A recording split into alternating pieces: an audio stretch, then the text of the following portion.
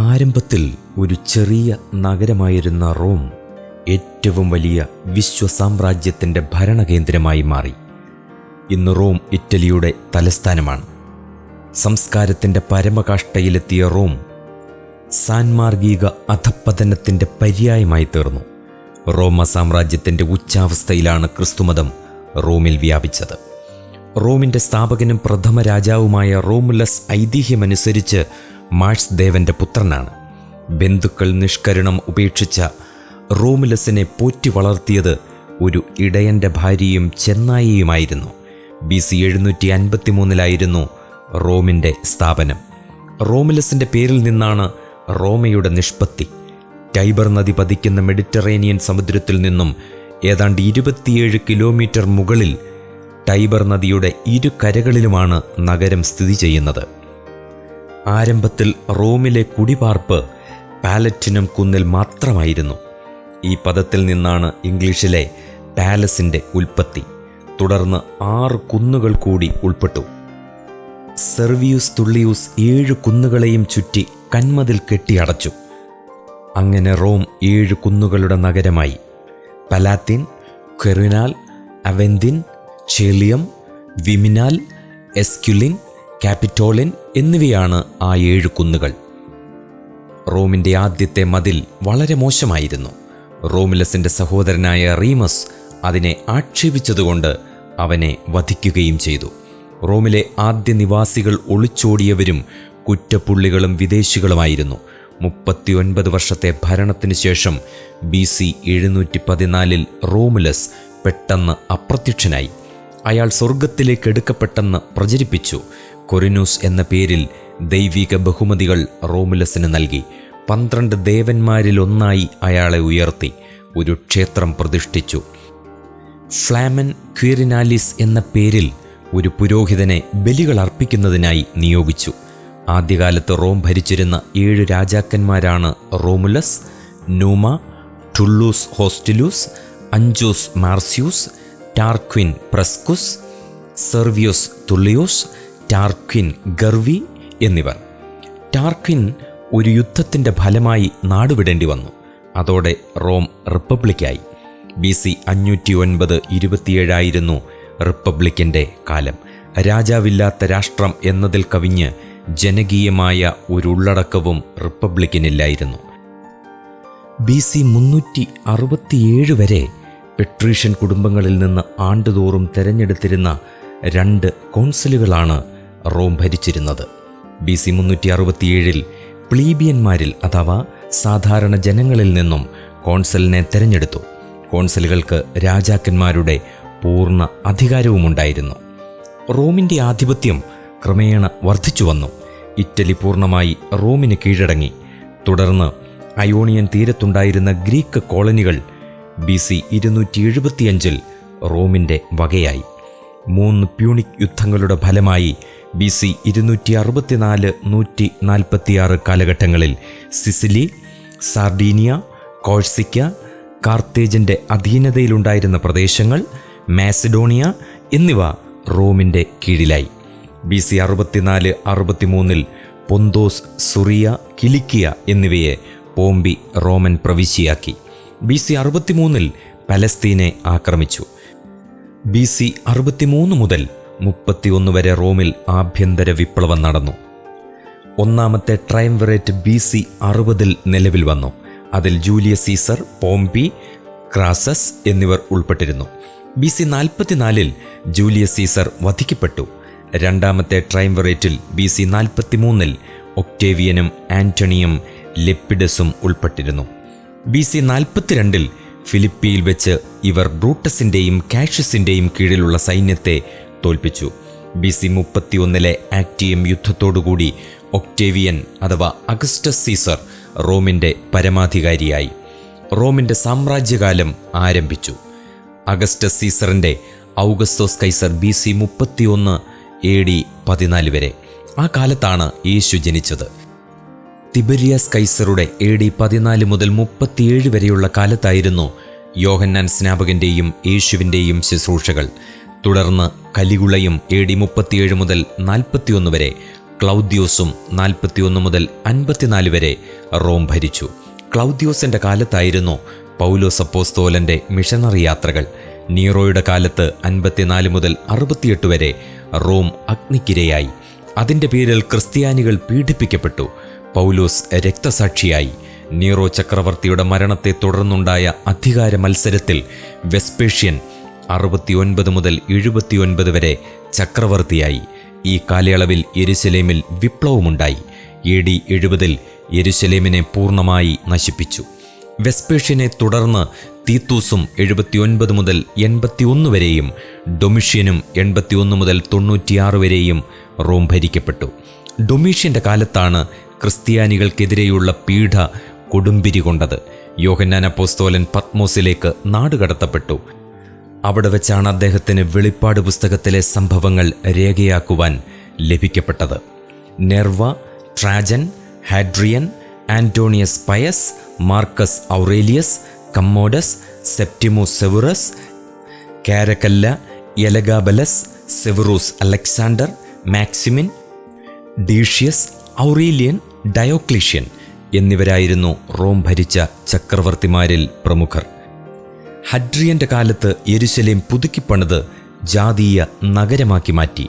അതിന് ഐലിയ ക്യാപിറ്റോളിന എന്ന പേര് നൽകി. ക്രിസ്ത്യാനികളെ ഏറ്റവുമധികം പീഡിപ്പിച്ചത് ഡയോക്ലീഷ്യനായിരുന്നു.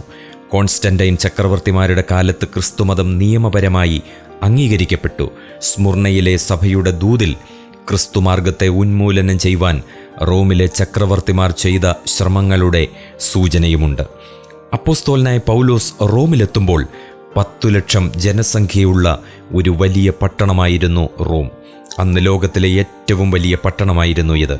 പലാത്തിൻ കുന്നുകളിലായിരുന്നു അപ്പോളയുടെയും സൈബലയുടെയും ക്ഷേത്രങ്ങൾ. ബാബിലോണിനെ പോലെ റോമും സംഘടിതമായ ജാതീയ മതങ്ങളുടെ പ്രതീകമാണ്. അതെപ്പോഴും ക്രിസ്തുമതത്തിന് എതിരുമാണ്. വെളിപ്പാട് പുസ്തകത്തിൽ റോമ സാമ്രാജ്യത്തെയും പട്ടണത്തെയും പാപത്തിൻ്റെ പ്രതീകമായി അവതരിപ്പിച്ചിട്ടുണ്ട്. വെളിപ്പാട് 17ഉം 18ഉം അധ്യായങ്ങളിൽ റോമിൻ്റെ വീഴ്ച മനോഹരമായി ചിത്രീകരിച്ചിരിക്കുന്നു.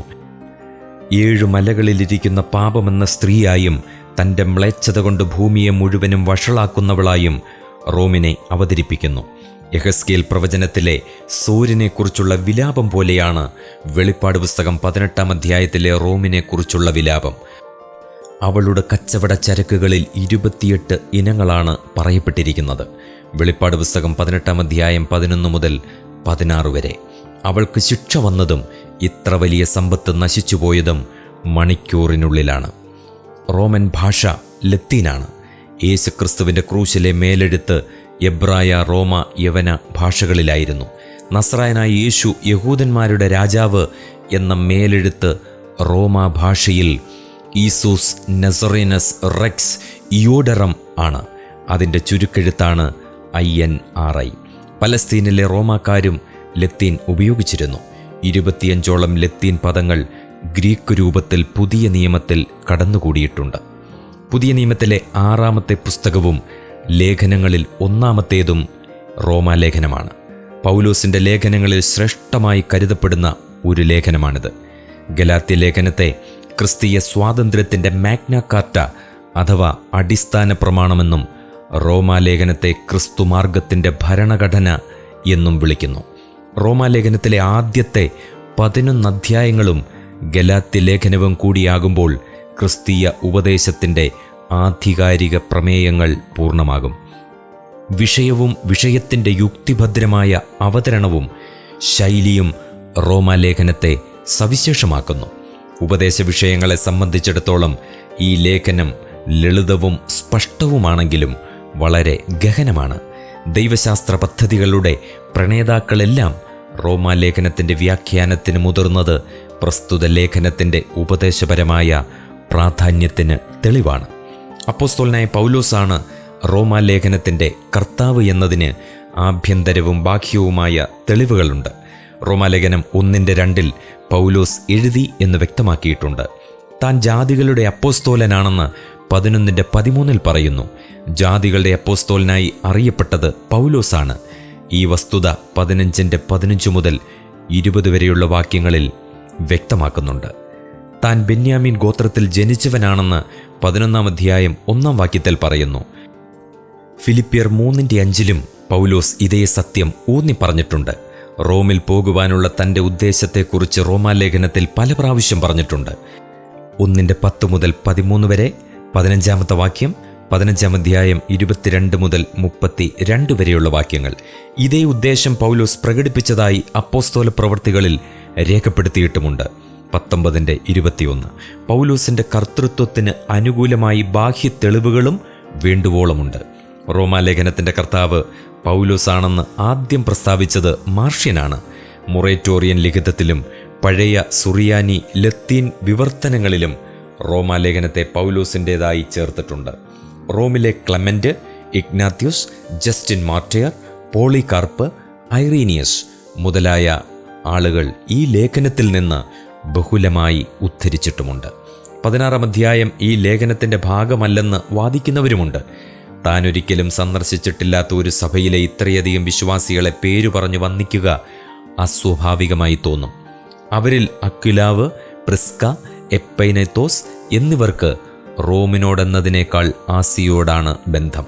ഫേബയെക്കുറിച്ചുള്ള ശ്ലാഘ്യപത്രം, വ്യാജോപദേഷ്ടാക്കന്മാരെക്കുറിച്ചുള്ള പൊടുന്നനവെയുള്ള പരാമർശം, 15:33 ഔചിത്യം, ഇവയെല്ലാം 16 അധ്യായം പൗലോസിൻ്റേതല്ലെന്നതിന് തെളിവായി വിമർശകർ ചൂണ്ടിക്കാണിക്കുന്നുമുണ്ട്. എന്നാൽ ഇവയ്ക്കെല്ലാം പ്രതിവാദവുമുണ്ട്. തനിക്കറിയാവുന്ന സഭകളിലെ വ്യക്തികളെ വേർതിരിച്ചു വന്ദനം ചൊല്ലുന്ന പതിവ് അപ്പോസ്തലനുണ്ടായിരുന്നു. റോമിലെ പലരെയും അദ്ദേഹത്തിന് അറിയാമായിരുന്നു. റോമാക്കാർക്കൊരു ലേഖനം എഴുതത്തക്കവണ്ണം തന്നെ പരിചയമുള്ള സ്ഥിതിക്ക് ഫേബയ്ക്ക് ശ്ലാഘ്യപത്രം എഴുതുന്നതിൽ പ്രശ്നകരമായി ഒന്നും തന്നെയില്ല. ലേഖനത്തിലെ സൂചനകളെ അടിസ്ഥാനമാക്കി പൗലോസിൻ്റെ 3ാം മിഷണറി യാത്രയുടെ ഒടുവിൽ ഗ്രീസിൽ താമസിക്കുന്ന കാലത്താണ് ഇതെഴുതിയത് എന്ന് കാണാം.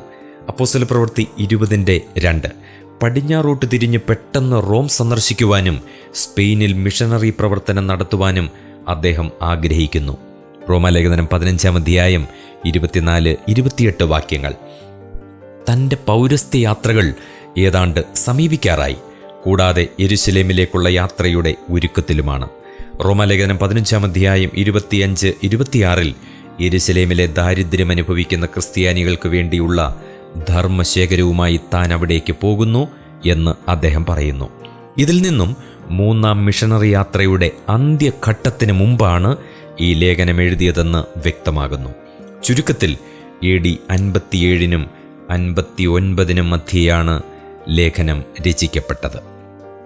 പൗലോസിൻ്റെ കാലത്ത് റോം വളരെ പ്രശസ്തമായിരുന്നു.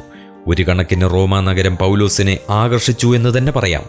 റോമിൽ സുവിശേഷം പ്രസംഗിക്കുവാനുള്ള തൻ്റെ അദമ്യമായ അഭിലാഷം അദ്ദേഹം പ്രകടിപ്പിച്ചിട്ടുണ്ട്. റോമിലെ സഭയുടെ പ്രാധാന്യം മനസ്സിലാക്കി തന്നെയാണ് ആ സഭയെ സംബോധന ചെയ്തുകൊണ്ടുള്ള ലേഖനമെഴുതിയതും. റോമാസഭയെ സംബന്ധിച്ച് നമുക്ക് ചുരുങ്ങിയ അറിവേ ഉള്ളൂ. പെന്തക്കോസ്ത് നാളിൽ ക്രിസ്ത്യാനികളായി മാറിയവർ റോമിലേക്ക് മടങ്ങി വന്നപ്പോൾ അവർ ഒരുപക്ഷെ സ്ഥാപിച്ചതായിരിക്കണം ഈ സഭ. മാത്രവുമല്ല, യാത്രയുടെ സൗകര്യനിമിത്തം ധാരാളം ക്രിസ്ത്യാനികൾ റോമിലെത്തിച്ചേരാൻ സാധ്യതയുമുണ്ട്. പൗലോസ് ഈ ലേഖനം എഴുതുന്ന കാലത്ത് റോമിലെ സഭ വളർന്നു കഴിഞ്ഞതായി മനസ്സിലാക്കാം. ക്ലൗദ്യോസ് ചക്രവർത്തിയുടെ കാലത്ത് റോമിൽ നിന്ന് യഹൂദന്മാരെ നിഷ്കാസനം ചെയ്തു. ഇതിന് ക്രൈസ്തവ സഭയുമായി ബന്ധമുണ്ടെങ്കിൽ ഉണ്ടെന്നത് സ്യൂട്ടോണിയസിൻ്റെ റിപ്പോർട്ടിൽ നിന്ന് വ്യക്തവുമാണ്. സഭ അത്രയധികം വളർന്നുവെന്ന് നമുക്ക് മനസ്സിലാക്കണം. നീറോ ചക്രവർത്തിയുടെ കാലത്തുള്ള പീഡനങ്ങളും റോമാസഭയുടെ വലിപ്പത്തെ തെളിയിക്കുന്നുമുണ്ട്. പൗലോസിന് റോമാസഭയുമായുള്ള ബന്ധം എന്താണെന്ന് പറയുവാൻ കഴിയുകയില്ല. ഈ സഭയുടെ സ്ഥാപകൻ പത്രോസ് അല്ല. ക്ലൗദ്യോസ് കൽപ്പന പുറപ്പെടുവിക്കുന്ന കാലത്ത് പത്രോസ് യെരുശലേമിലായിരുന്നു. അതിന് അനേകം വർഷങ്ങൾക്ക് മുമ്പാണ് റോമിൽ സഭ ആരംഭിച്ചത്. മാത്രവുമല്ല, ഈ ലേഖനത്തിൽ പത്രോസിൻ്റെ പേര് പോലും പൗലോസ് പറയുന്നില്ല. ഈ കാലത്ത് പത്രോസ് ആയിരുന്നു റോമാസഭയുടെ തലവനെങ്കിൽ അങ്ങനെ സംഭവിക്കുകയില്ല. കൂടാതെ അത് ഞാൻ മറ്റൊരുവൻ്റെ അടിസ്ഥാനത്തിന്മേൽ പണിയാതിരിക്കേണ്ടതിന് ക്രിസ്തുവിൻ്റെ നാമം അറിഞ്ഞിട്ടുള്ള ഇടത്തിലല്ല. റോമാലേഖനം 15:20 ആ പൗലോസിൻ്റെ പ്രസ്താവനയ്ക്ക് വിരുദ്ധവുമാണ്. പാരമ്പര്യമനുസരിച്ച് പത്രോസും പൗലോസും റോമിലാണ് രക്തസാക്ഷികളായതും. റോമസഭയിൽ വിജാതീയരും യഹൂദന്മാരും ഉണ്ടായിരുന്നു. എന്നാൽ സിംഹഭാഗവും വിജാതീയരായിരുന്നു. ലേഖനത്തിൻ്റെ ഉള്ളടക്കം തന്നെ അതിന് തെളിവാണ്. ചില സ്ഥാനങ്ങളിൽ പൗലോസ് യഹൂദന്മാരെ അഭിസംബോധന ചെയ്യുന്നുണ്ട്. നമ്മുടെ പൂർവ്വപിതാവെന്ന് അബ്രഹാമിനെക്കുറിച്ച് പറയുന്നു, 4:1. 2-ാം അധ്യായത്തിൽ യഹൂദ്യ ചോദ്യകർത്താവിനോട് അദ്ദേഹം മറുപടി പറയുന്നുമുണ്ട്. മറ്റു ചില ഭാഗങ്ങളിൽ വിജാതീയരെക്കുറിച്ച് മാത്രം പറയുന്നു. 1-5, 11-13, 28 മുതൽ 31 വരെയുള്ള വാക്യങ്ങൾ. റോമിലെ ക്രിസ്ത്യാനികളുടെ വീക്ഷണം ഏതാണ്ട് പൗലോസിൻ്റെ വീക്ഷണത്തിന് തുല്യമാണ്. ഗലാത്യ ലേഖനത്തിൽ കാണുന്നത് പോലെ ഒരു യഹൂദ്യ വിജാതീയ വാദപ്രതിവാദത്തിന് കാരണമായേക്കാവുന്ന സംഘർഷം റോമാസഭയിൽ ഉണ്ടായിരുന്നില്ല. സ്പെയിനിൽ മിഷണറി പ്രവർത്തനം ചെയ്യുവാനുള്ള തൻ്റെ താൽപ്പര്യനിമിത്തം സഹായത്തിനായി റോമിലെ ക്രിസ്ത്യാനികളോട് പൗലോസ് അപേക്ഷിക്കുന്നു. റോമാലേഖനം 15-ാം അധ്യായം 24-ാമത്തെ വാക്യം. ഈ സന്ദർശനത്തിൽ പരസ്പരം പ്രയോജനപ്പെടത്തക്കവണ്ണമുള്ള ആത്മീയവരം എന്തെങ്കിലും കൊടുക്കണമെന്ന് പൗലോസ് ആഗ്രഹിക്കുന്നു. 1-ാം അധ്യായം 11-12 വാക്യങ്ങൾ. റോമിലെ ക്രിസ്ത്യാനികൾക്കുള്ള ചില പ്രായോഗിക വിഷമങ്ങളെക്കുറിച്ച് പൗലോസ് കേട്ടു. റോമർ 16-17 മുതൽ 19 വരെയുള്ള വാക്യങ്ങളിൽ വ്യാജോപദേഷ്ടാക്കന്മാരെക്കുറിച്ച് ഒരു പരാമർശവുമുണ്ട്. എന്നാൽ അത് ഈ ലേഖനത്തിൻ്റെ പ്രാഥമികോദ്ദേശത്തിൽ ഉൾപ്പെട്ടിരുന്നുമില്ല. ഉപദേശപരമായ സ്വന്തം നിലപാടിൻ്റെ പൂർണ്ണ വിവരണം നൽകുകയാണ് ഈ ലേഖനത്തിൽ പൗലോസ് ചെയ്യുന്നത്. പൗലോസ് തൻ്റെ ദൈവശാസ്ത്ര ചിന്ത മുഴുവൻ ഇതിൽ ഉൾക്കൊള്ളിക്കുവാൻ ശ്രമിച്ചു എന്ന് കരുതുന്നത് യുക്തവുമല്ല. സഭ, യുഗാന്ത്യം എന്നിവയെക്കുറിച്ചുള്ള പഠിപ്പിക്കലുകൾ ഈ ലേഖനത്തിൽ വളരെ വിരളവുമാണ്. അതിനാൽ പൗലോസിൻ്റെ ഉപദേശത്തിൻ്റെ പൂർണ്ണ പ്രഖ്യാപനമായി റോമാലേഖനത്തെ കരുതുവാൻ നിർവാഹവുമില്ല. തൻ്റെ മിഷണറി പ്രവർത്തനത്തിൻ്റെ പരിവർത്തന ദശയിൽ എത്തിക്കഴിഞ്ഞ അപ്പോസ്തോലൻ ഉപദേശ സംബന്ധമായ പ്രധാന വിഷയങ്ങൾ രേഖപ്പെടുത്തുവാൻ ആഗ്രഹിച്ചു. അങ്ങനെ യാദൃശ്ചികമെന്നവണ്ണം ഈ ലേഖനം റോമാസഭയെ അഭിസംബോധന ചെയ്ത് എഴുതുകയുണ്ടായി. യഹൂദന്മാരുടെ പദവിയെ സംബന്ധിച്ചുള്ള തൻ്റെ നിലപാട് 9 മുതൽ 11 വരെ അധ്യായങ്ങളിൽ വ്യക്തമാക്കുന്നു.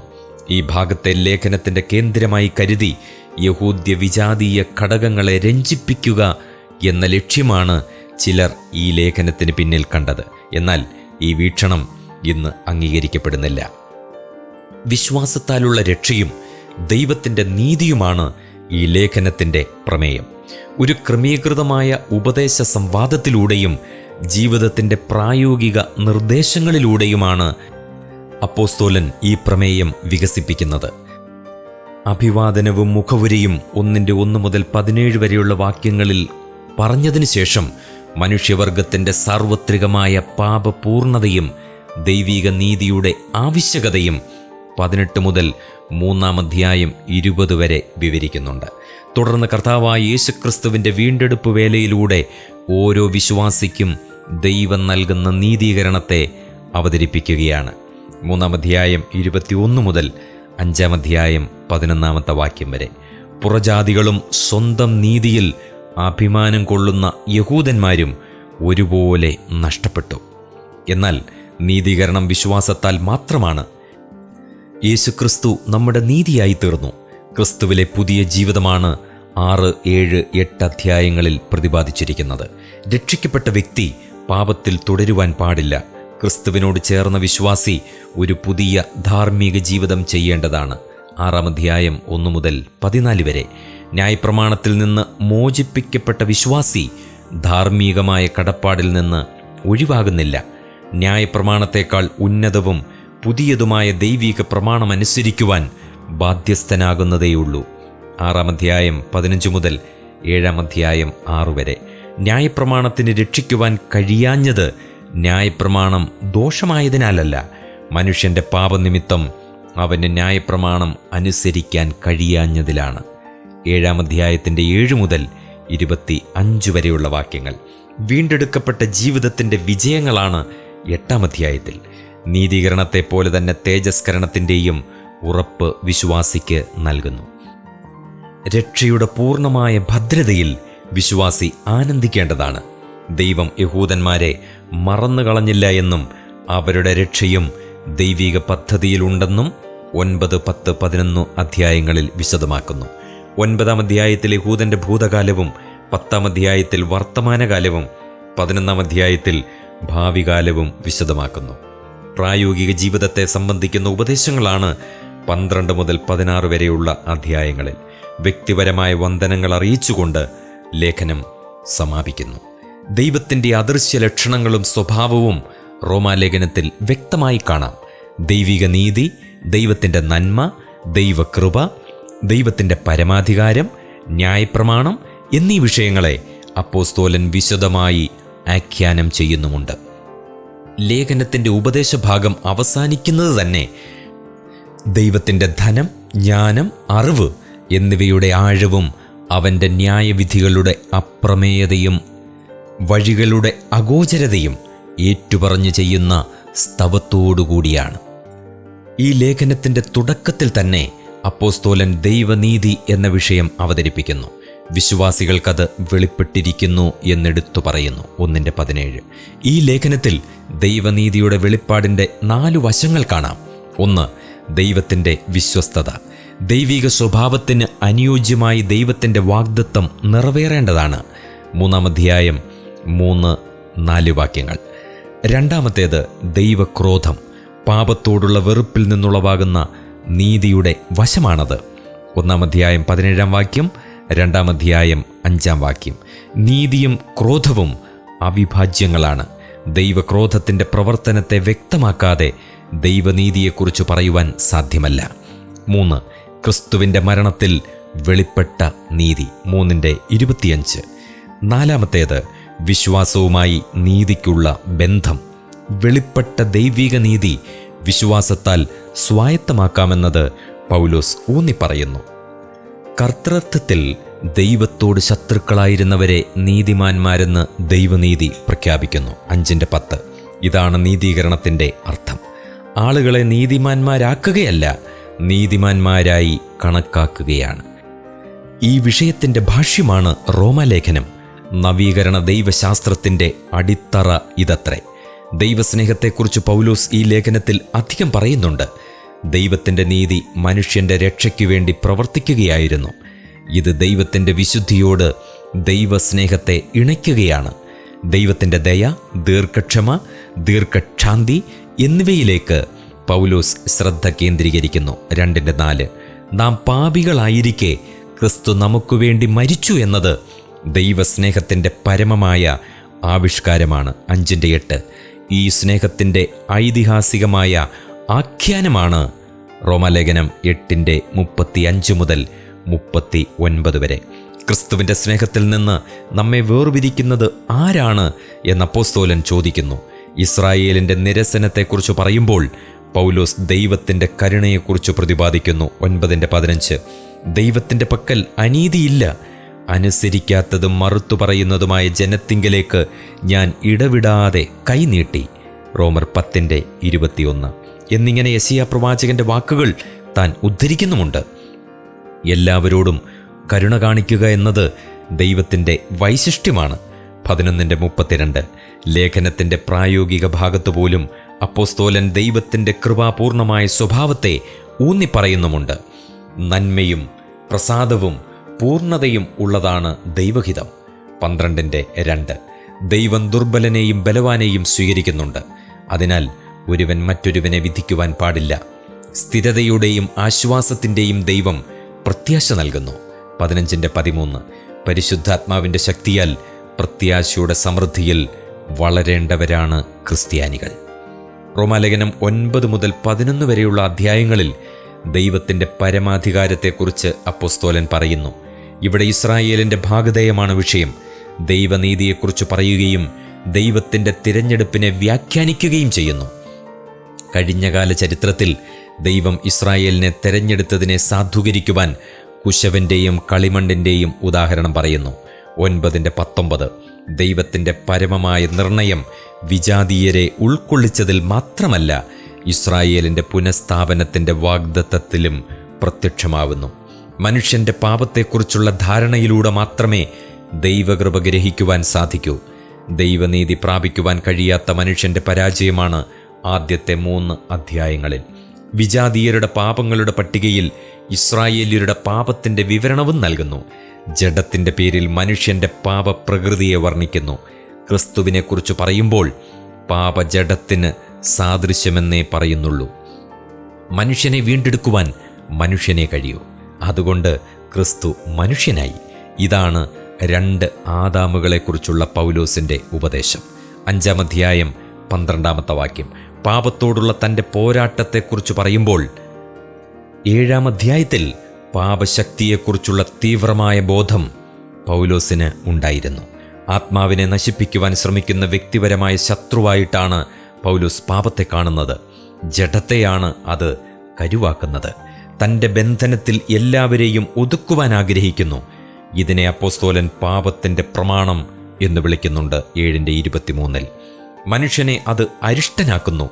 ഈ അരിഷ്ടതയിൽ നിന്ന് അവനെ മോചിപ്പിക്കുന്നത് ദൈവം ക്രിസ്തുവിലൂടെയാണ്. മനുഷ്യനെ വീണ്ടെടുക്കുന്നതിന് ദൈവം മുൻകൈയെടുത്തു. പാപം ക്ഷമിക്കുവാനായി ദൈവം ഏർപ്പെടുത്തിയ യാഗമാണ് ക്രിസ്തുവിൻ്റെ ക്രൂശിലെ മരണം. 6-ാം അധ്യായത്തിൽ ദൈവകൃപയുടെ പ്രവർത്തനം വിശദമാക്കുകയാണ്. ദൈവത്തിൻ്റെ കൃപാധിക്യം അധികം പാപം ചെയ്യുവാനുള്ള സന്ദർഭമാക്കരുത്. വിശ്വാസിക്ക് ക്രിസ്തുവിനോടുള്ള അടുത്ത ബന്ധം അത് അസാധ്യമാക്കുന്നു. സ്നാനത്തെക്കുറിച്ചുള്ള ചിത്രീകരണം ഒരു വ്യക്തിയിൽ നടക്കുന്ന രൂപാന്തരത്തിൻ്റെ സ്വഭാവം വെളിപ്പെടുത്തുവാൻ ഉപയോഗിക്കുന്നു. നാം കൃപയ്ക്കധീനരാകിയാൽ 6:14 പാപത്തിനിനി അധീശത്വമില്ല എന്ന് താൻ പറയുന്നു. മാത്രവുമല്ല, കൃപ നമ്മെ ദൈവത്തിന് ദാസരാക്കി. പുതിയ കടപ്പാട് പഴയതിനെ മാറ്റി. 6-ാം അധ്യായം 20-ാമത്തെ വാക്യം ന്യായപ്രമാണത്തോട് അപ്പോസ്തലന് വലിയ ആദരവാണുള്ളത്. ആകയാൽ ന്യായപ്രമാണം വിശുദ്ധം, കൽപ്പന വിശുദ്ധവും ന്യായവും നല്ലതും തന്നെ. 7-ാം അധ്യായം 12-ാമത്തെ വാക്യം അങ്ങനെയാണ് അപ്പോസ്തലൻ പറയുന്നത്. പാപത്തിൻ്റെ സ്വഭാവം വെളിപ്പെടുത്തിയത് ന്യായപ്രമാണമാണ്. 7-ാം അധ്യായം 7-ാം വാക്യം എന്നാൽ രക്ഷാമാർഗമെന്ന നിലയ്ക്ക് ന്യായപ്രമാണം പ്രയോജനരഹിതമായിരുന്നു. അതിന് കാരണം ന്യായപ്രമാണത്തിലെ അപാകതകളല്ല, മനുഷ്യൻ്റെ വൈകല്യങ്ങളായിരുന്നു. ഒരു വിശ്വാസിക്ക് ആത്മാവിൻ്റെ പ്രമാണമാണ് ഉള്ളത്. അത് പരിശുദ്ധാത്മാവിനെക്കുറിച്ചുള്ള ചിന്തയ്ക്ക് അടിസ്ഥാനമായിരിക്കുന്നു. പുതിയ നിയമത്തിൻ കീഴിൽ കൽപ്പനകൾ ഹൃദയത്തിലാണ് എഴുതപ്പെടേണ്ടത്. ഉള്ളിൽ വസിക്കുന്ന പരിശുദ്ധാത്മാവാണ് എഴുത്തുകാരൻ. ദൈവാത്മാവിന് എതിരാണ് ജഡം. മരണത്തിൻ്റെ സ്ഥാനത്ത് ദൈവാത്മാവ് ജീവൻ നൽകുന്നു. 8-ാം അധ്യായം 11-ാമത്തെ വാക്യം പുത്രത്വത്തെക്കുറിച്ച് ദൈവാത്മാവ് സാക്ഷ്യം പറയുന്നു. 8:14 ദൈവഹിതമനുസരിച്ച് വിശ്വാസിക്കു വേണ്ടി പക്ഷപാതം ചെയ്യുന്നു.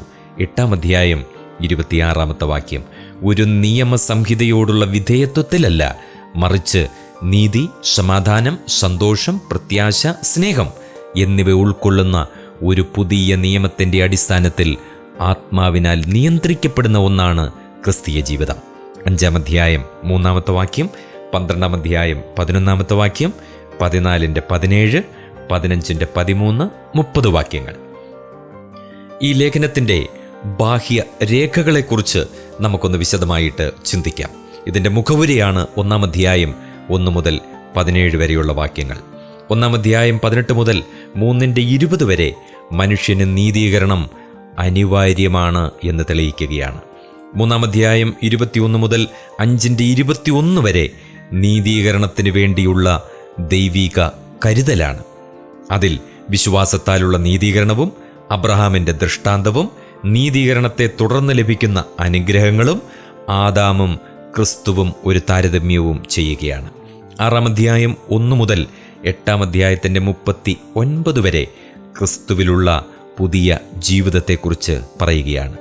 9-ാം അധ്യായം 1 മുതൽ 11:36 വരെ ഇസ്രായേലിനെക്കുറിച്ചുള്ള ദൈവിക നിർണയത്തെക്കുറിച്ച് താൻ പറയുന്നു. അതിൽ ഇസ്രായേലിൻ്റെ തിരസ്കരണവും ഇസ്രായേലിൻ്റെ യഥാസ്ഥാപനവും പ്രത്യേക സ്തവവും അവിടെ രേഖപ്പെടുത്തിയിരിക്കുകയാണ്. 12-ാം അധ്യായത്തിൻ്റെ 1 മുതൽ 15:13 വരെ പ്രായോഗിക ഉപദേശങ്ങളാണ്. വിശ്വാസിയും സമർപ്പണവും, വിശ്വാസിയും സമൂഹവും, വിശ്വാസിയും രാഷ്ട്രവും, വിശ്വാസിയും സ്നേഹത്തിൻ്റെ പ്രമാണവും. 15-ാം അധ്യായം 14 മുതൽ 16-ാം അധ്യായത്തിൻ്റെ 27 വരെ ഈ ലേഖനം അപ്പോസ്തലനായ പൗലോസ് ഉപസംഹരിക്കുകയാണ്. തുടർന്ന് അല്പം ആംഗലേയ ഭാഷയോട് കൂടിക്കലർത്തി റോമാലേഖനത്തിൻ്റെ ഓരോ അധ്യായങ്ങളിലൂടെ ഒരു രൂപരേഖ പഠനത്തിലേക്ക് നമുക്കൊന്ന് കടന്നു ചെല്ലാം. റോമാലേഖനം 16 അധ്യായങ്ങളാണല്ലോ ഉള്ളത്. ആ 16 അധ്യായത്തിനും ഓരോ തലക്കെട്ടുകൾ നമുക്ക് കൊടുക്കാനായിട്ട് സാധിക്കും. 1-ാം അധ്യായം റെവലേഷൻ, 2-ാം അധ്യായം കണ്ടംനേഷൻ, 3-ാം അധ്യായം സാൽവേഷൻ, 4-ാം അധ്യായം ജസ്റ്റിഫിക്കേഷൻ, 5-ാം അധ്യായം റെക്കൺസിലിയേഷൻ, 6-ാം അധ്യായം സാങ്ക്ടിഫിക്കേഷൻ, 7-ാം അധ്യായം ലിബറേഷൻ, 8-ാം അധ്യായം ഗ്ലോറിഫിക്കേഷൻ. 9, 10, 11 അധ്യായങ്ങൾ. 9 എലക്ഷൻ, 10 റിജക്ഷൻ, 11 റിസപ്ഷൻ. 12-ാം അധ്യായം ട്രാൻസ്ഫോർമേഷൻ, 13-ാം അധ്യായം സബ്ജക്ഷൻ, 14-ാം അധ്യായം കൺസിഡറേഷൻ, 15-ാം അധ്യായം എക്സംപ്ലിഫിക്കേഷൻ, 16-ാം അധ്യായം കൺക്ലൂഷൻ. ഇത്രയും ഭാഗങ്ങൾ നമ്മൾ ഓർത്തിരുന്ന് ഓരോ അധ്യായങ്ങളും പഠിക്കുന്നത് നന്നായിരിക്കും. 1 മുതൽ 3 വരെയുള്ള അധ്യായങ്ങൾ ദൈവനീതിയുടെ വെളിപ്പാടാണ്, ദാറ്റ് ഈസ് റെവലേഷൻ.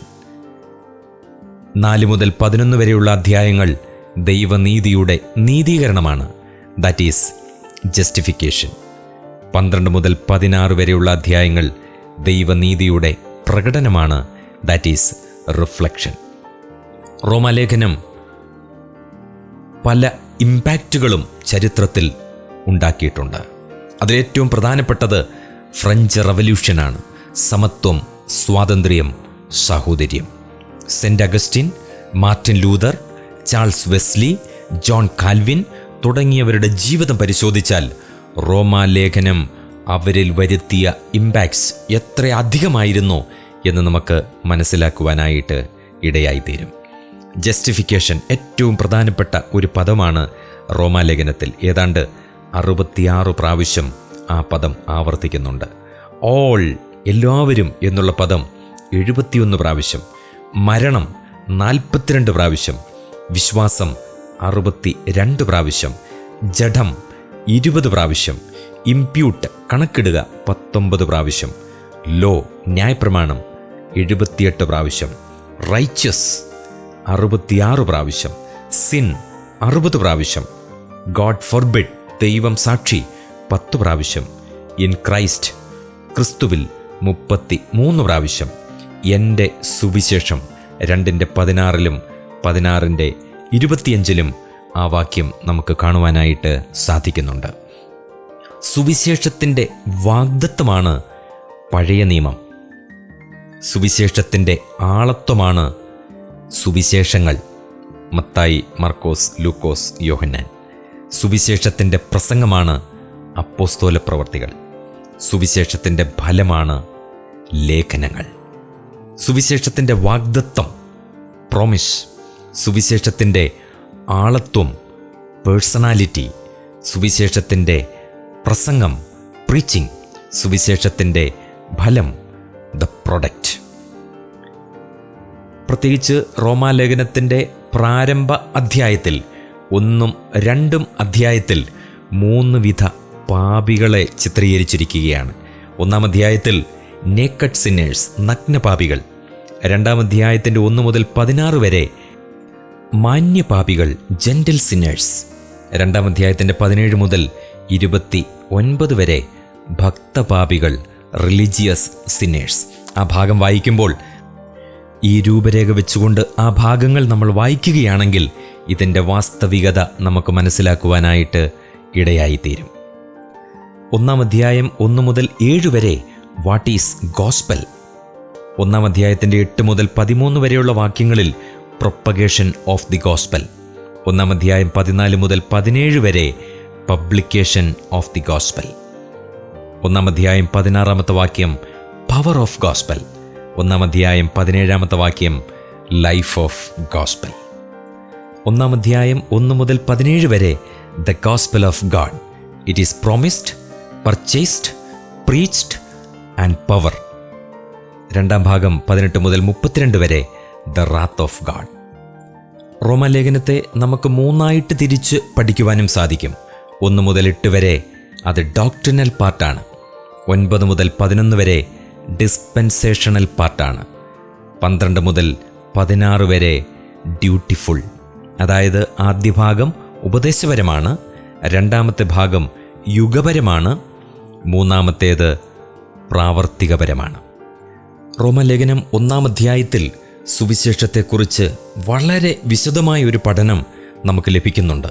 1-ാം അധ്യായത്തിൽ the power of the gospel, the purpose of the gospel, the plan of the gospel, the pledge of the gospel, the product of the gospel. അപ്പോസ്തലനായ പൗലോസ് സുവിശേഷത്തെക്കുറിച്ച് പറയുമ്പോൾ യേശുക്രിസ്തു ഉയർത്തെഴുന്നേറ്റു എന്നുള്ള കാര്യം വളരെ ശക്തമായിട്ട് പറയുന്നുണ്ട്. എന്താണ് അതിൻ്റെ കാരണം? ദൈവപുത്രൻ എന്ന് ശക്തിയോടെ നിർണയിച്ചു. 2, പാപപരിഹാരം അഥവാ മോചനം. 3, നീതീകരണത്തിനായിട്ട്. 4, വിശ്വാസത്തിന് ആധാരമാണത്. 5, ഒരു ന്യായവിധി ഉണ്ട് എന്നുള്ളതിന് തെളിവാണ്. അവൻ വരും, ഞാനും ഉയർക്കും എന്നുള്ളത് ആ ഉയർത്തെഴുന്നേൽപ്പ് നമ്മളെ പഠിപ്പിക്കുകയാണ്. എന്തുകൊണ്ട് സുവിശേഷത്തെക്കുറിച്ച് എനിക്ക് ലജ്ജയില്ല എന്ന് അപ്പോസ്തലൻ പറയുന്നു? അതിന് പല കാരണങ്ങൾ ഇവിടെ നിരത്തുകയാണ്. 1, ദൈവം പ്രവാചകന്മാർ മുഖാന്തരം വിശുദ്ധ രേഖകളിൽ അത് രേഖപ്പെടുത്തിയിരിക്കുന്നു. 2, ജഡം സംബന്ധിച്ച് ജനിച്ചു, മരിച്ചു, ഉയർത്തെഴുന്നേറ്റു. 3, പൗലോസിന് അഥവാ ശൗലിന് കൃപയും അപ്പോസ്തോലത്വവും ലഭിച്ചു. 4, ദൈവത്തിൻ്റെ കോപം സ്വർഗത്തിൽ നിന്ന് വെളിപ്പെടാൻ പോകുന്നു. ദൈവത്തിന് മഹത്വം കൊടുക്കാതിരുന്നാൽ, ഈ വക പ്രവർത്തിക്കുന്നവരിൽ പ്രസാദിക്കുന്നതുകൊണ്ട്.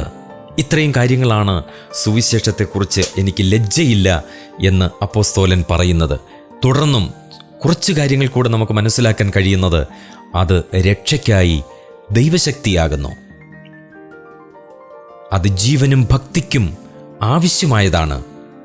സർവ്വലോകത്തെക്കാളും വിലയുള്ള ആത്മാവിൻ്റെ വിലയാണ് സുവിശേഷത്തിൻ്റെ വില.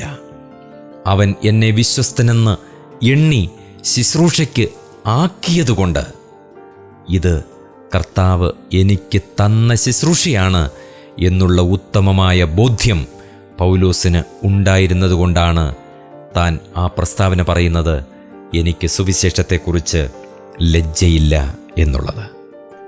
1-ാം അധ്യായത്തിൽ ഞാൻ കടക്കാരനാകുന്നു എന്ന് പൗലോസ് പറയുന്നുണ്ട്. വാസ്തവമാണ്, ദൈവത്തിൻ്റെ ജനം പാപത്തിന് കടക്കാരാകുന്നതിൽ നിന്നും മുക്തി പ്രാപിച്ചവരാണ്. എന്നാൽ ചില ആത്മീക കടങ്ങൾ നമുക്ക് ബാക്കി കിടക്കുന്നു. എന്തൊക്കെയാണത്? 1-ാം അധ്യായം 14-ാമത്തെ വാക്യം, ഡെപ്റ്റേഴ്സ് ടു വിറ്റ്നസ്. 8-ാം അധ്യായം 13-ാമത്തെ വാക്യം, ഒബേ ദ ഹോളി സ്പിരിറ്റ്. 13-ാം അധ്യായം 8-ാമത്തെ വാക്യം, ലവ് ഓൾ പീപ്പിൾ. 15-ാം അധ്യായം 1-ാമത്തെ വാക്യം, എൻകറേജ് ദ വീക്ക്. 15-ാം അധ്യായം 25 മുതൽ 27 വരെ, help the people of Israel. 2-ാം അധ്യായത്തിൻ്റെ വിശദീകരണം ഇപ്രകാരമാണ്: 1 മുതൽ 3 വരെ, do I judge myself or others. 4-ാമത്തെ വാക്യം, am I grateful for God's goodness. വാക്യം 5 മുതൽ 11 വരെ, is my faith proved by works. 12 മുതൽ 16 വരെയും 25 മുതൽ 29 വരെയും, am I hiding behind religion. 17 മുതൽ 24 വരെ, do I practise what I profess. 2-ാം അധ്യായത്തിൽ വിധിയെക്കുറിച്ച് പറയുന്നുണ്ട്. ഇത് ദൈവത്തിൻ്റെ വിധിയാണ്. 2:3. ഇത് സത്യാനുസരണയായി ഉള്ള വിധിയാണ്. 2-ാം അധ്യായം 2-ാമത്തെ വാക്യം. ഇത് ദൈവത്തിൻ്റെ നീതിയുള്ള വിധിയാണ്. 2:5. ഇത് സുവിശേഷപ്രകാരമുള്ള വിധിയാണ്. 2:16. ഇത് മുഖപക്ഷമില്ലാത്ത വിധിയാണ്. 2:11. ഇത് തെറ്റിയൊഴിയാൻ പറ്റാത്ത വിധിയാണ്. 2-ാം അധ്യായം 3-ാം വാക്യത്തിൻ്റെ 2-ാമത്തെ ഭാഗം. 7. പ്രവൃത്തിക്ക് തക്ക വിധിയാണ്. 6-ാമത്തെ വാക്യം. യഹൂദൻ്റെ കുറ്റമാണ് 21 മുതൽ 23 വരെ പറയുന്നത്. 1. സ്വയം ഉപദേശിക്കുന്നില്ല. 2. മോഷണം. 3. വ്യഭിചാരം. 4. കവർച്ച. 5. ന്യായപ്രമാണ ലംഘനം. റോമാലേഖനം 1-2 അധ്യായങ്ങൾ ലൂക്കോസിൻ്റെ സുവിശേഷം 15-ാം അധ്യായത്തോട് തുലനം ചെയ്യുകയാണെങ്കിൽ, ഇളയ മകനാണ് 1-ാം അധ്യായത്തിൽ, മൂത്ത മകനാണ് 2-ാം അധ്യായത്തിൽ. 1-ാം അധ്യായത്തിൽ ജാതികളെ പഠിപ്പിക്കാൻ ആരുമില്ല, അവർ പാപം ചെയ്യുന്നു. 2-ാം അധ്യായത്തിൽ യഹൂദന്മാർ അവരെ തന്നെ പഠിപ്പിക്കുന്നു, എന്നിട്ടും അവർ പാപം ചെയ്യുന്നു. ആരാണ് വാസ്തവത്തിൽ ഒരു യഹൂദൻ? 2:29 ദൈവം പുകഴ്ത്തുന്നവനാണ് ഒരു യഹൂദൻ. ഉൽപ്പത്തി പുസ്തകം 29:35 ദൈവത്തെ പുകഴ്ത്തുന്നവനാണ് ഒരു യഹൂദൻ. ഉൽപ്പത്തി പുസ്തകം 49:8 സഹോദരന്മാരാൽ പുകഴ്ത്തപ്പെടുന്നവനാണ് വാസ്തവത്തിൽ ഒരു യഹൂദൻ. എന്താണ് ഒരു യഹൂദൻ്റെ പ്രത്യേകതകൾ? 2-ാം അധ്യായം 17 മുതൽ 20 വരെയുള്ള വാക്യങ്ങളിൽ അത് രേഖപ്പെടുത്തിയിട്ടുണ്ട്. പേരുകൊണ്ടും ദൈവത്തെ പുകഴ്ത്തുന്നവനാണ്, ന്യായപ്രമാണത്തിൽ ആശ്രയിക്കുന്നവനാണ്, ദൈവത്തിൽ പ്രശംസിക്കുന്നവനാണ്, ന്യായപ്രമാണത്തിൽ നിന്ന് പഠിക്കുന്നവനാണ്, ദൈവത്തിൻ്റെ ഇഷ്ടം അറിയാവുന്നവനാണ്, ഭേദാഭേദങ്ങൾ വിവേചിക്കുന്നവനാണ്, ജ്ഞാനത്തിൻ്റെയും സത്യത്തിൻ്റെയും സ്വരൂപം ലഭിച്ചവനാണ്. അവൻ വഴികാട്ടിയാണ്, അവൻ വെളിച്ചമാണ്, അവൻ പഠിപ്പിക്കുന്നവനാണ്, അവൻ ഉപദേഷ്ടാവാണ്. എന്നിട്ടും അവൻ പാപത്തിന് അടിമപ്പെട്ടു. അവൻ ക്രിസ്തുവിൽ വിശ്വസിച്ചേ മതിയാകുകയുള്ളൂ. അവനും രക്ഷ സ്വായത്തമാക്കണമെന്ന് എന്നാണ് അപ്പോസ്തലനായ പൗലോസ് പറഞ്ഞു വരുന്നത്.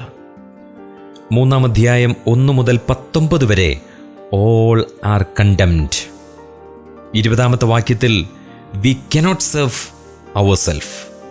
21 മുതൽ 31 വരെ ഗാഡ് സാൽവേഷൻ ഈസ് ലോഫുൾ.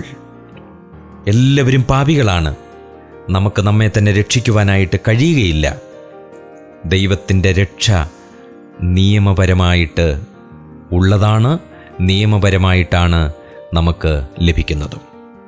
നാം രക്ഷയെക്കുറിച്ച് പഠിക്കുമ്പോൾ രക്ഷ യുഗങ്ങളിൽ എന്നുള്ളൊരു വിഷയം നാം പഠിക്കേണ്ടതായിട്ടിരിക്കുന്നു. റോമാലേഖനം 5:15 അതിനാധാരമായിട്ട് നമുക്കെടുക്കാം. അതിന് വിശ്വാസവും കൃപയും അത്യന്താപേക്ഷിതമാണ്. മനസാക്ഷി യുഗത്തിൽ അത് റോമാലേഖനത്തിൽ വിശദീകരിച്ചിട്ടുണ്ട്. ന്യായപ്രമാണ യുഗത്തിൽ കർമ്മപാപത്തിന് ഏറ്റുപറച്ചിലും യാഗവും ആവശ്യമായിരുന്നു. അതും റോമാലേഖനത്തിൽ വിശദീകരിച്ചിട്ടുണ്ട്. കൃപായുഗത്തിൽ ആ രക്ഷ എങ്ങനെയാണ് ലഭിക്കുന്നത്? അപ്പോസ്തല പ്രവൃത്തികൾ 2-ാം അധ്യായത്തിലും എഫേസ്യ ലേഖനം 2-ാം അധ്യായത്തിലും അത് വിശദീകരിച്ചിട്ടുമുണ്ട്. മഹാപീഡനകാലത്തുള്ള രക്ഷയെക്കുറിച്ചും മത്തായിയുടെ സുവിശേഷം 24-ലും വെളിപ്പാട് 20-ലും വെളിപ്പാട് 7-ലുമൊക്കെ അതും നമുക്ക് വിശദീകരിച്ച് ലഭിച്ചിട്ടുമുണ്ട്. റോമാലേഖനത്തിൽ ആവർത്തിച്ച് നമ്മൾ കാണുന്ന ഒരു പദമാണ് വീണ്ടെടുപ്പ് എന്നുള്ളത്. അതിന് ഗ്രീക്ക് ഭാഷയിൽ 3 വാക്കുകളാണ് ഉപയോഗിച്ചിട്ടുള്ളത്. ഒന്ന് അഗോറാസോ എന്ന് പറഞ്ഞാൽ ബൈ, വാങ്ങുക. അത് യേശുക്രിസ്തുവിൻ്റെ രക്തത്താലാണ് അത് വാങ്ങപ്പെട്ടിരിക്കുന്നത്. 2 എക്സാഗരാസോ, അതിൻ്റെ അർത്ഥം നോ മോർ സെയിൽ, ഇനി ഒരു വിൽപ്പനയില്ല, നോ ടേണിംഗ് ബാക്ക്. 3-ാമത്തെ പദം ലൂട്രോ എന്ന് പറഞ്ഞാൽ ഫ്രീ ഫോർ എവർ, എന്നേക്കുമായിട്ട് സ്വതന്ത്രമാക്കപ്പെട്ടിരിക്കുന്നു. ബട്ട് ഇൻ ക്രൈസ്റ്റ്, അത് ക്രിസ്തുവിലാണെന്ന് മാത്രം. നമ്മുടെ സ്വാതന്ത്ര്യം ക്രിസ്തുവിൽ ഒതുങ്ങി നിൽക്കുന്ന സ്വാതന്ത്ര്യമാണ്. 4-ാം അധ്യായത്തിൻ്റെ പ്രമേയം ജസ്റ്റിഫിക്കേഷൻ ആണല്ലോ. അതിൻ്റെ സോഴ്സ് ദൈവമാണ്. റോമാലേഖനം 8:33. അതിൻ്റെ പ്രിൻസിപ്പിൾ കൃപയാണ്. റോമാലേഖനം 3:24. അതിൻ്റെ കോസ്, കാരണം ബ്ലഡാണ്, യേശുക്രിസ്തുവിൻ്റെ രക്തമാണ്. റോമാലേഖനം 5:18. 4 അതിൻ്റെ വേ, വിശ്വാസത്താലാണ്. റോമാലേഖനം 5:1. അതിൻ്റെ പ്രൂഫ് നമ്മളുടെ പ്രവൃത്തികളാണ്. യാക്കോബിൻ്റെ ലേഖനം 2-ാം അധ്യായം 18-ാമത്തെ വാക്യം. 4-ാം അധ്യായത്തെ നമുക്കിങ്ങനെ വിഭാഗിക്കാനായിട്ട് സാധിക്കും. 1 മുതൽ 4 വരെയും 9 മുതൽ 12 വരെയും how was Abraham saved? Abraham എങ്ങനെ രക്ഷിക്കപ്പെട്ടു അല്ലെങ്കിൽ നീതീകരിക്കപ്പെട്ടു? 5 മുതൽ 8 വരെ ഹൗ വാസ് ഡേവിഡ് സേവ്ഡ്? 13 മുതൽ 25 വരെ how can you and me B saved? Abraham എങ്ങനെ നീതീകരിക്കപ്പെട്ടു? ദാവീദ് എങ്ങനെ നീതീകരിക്കപ്പെട്ടു?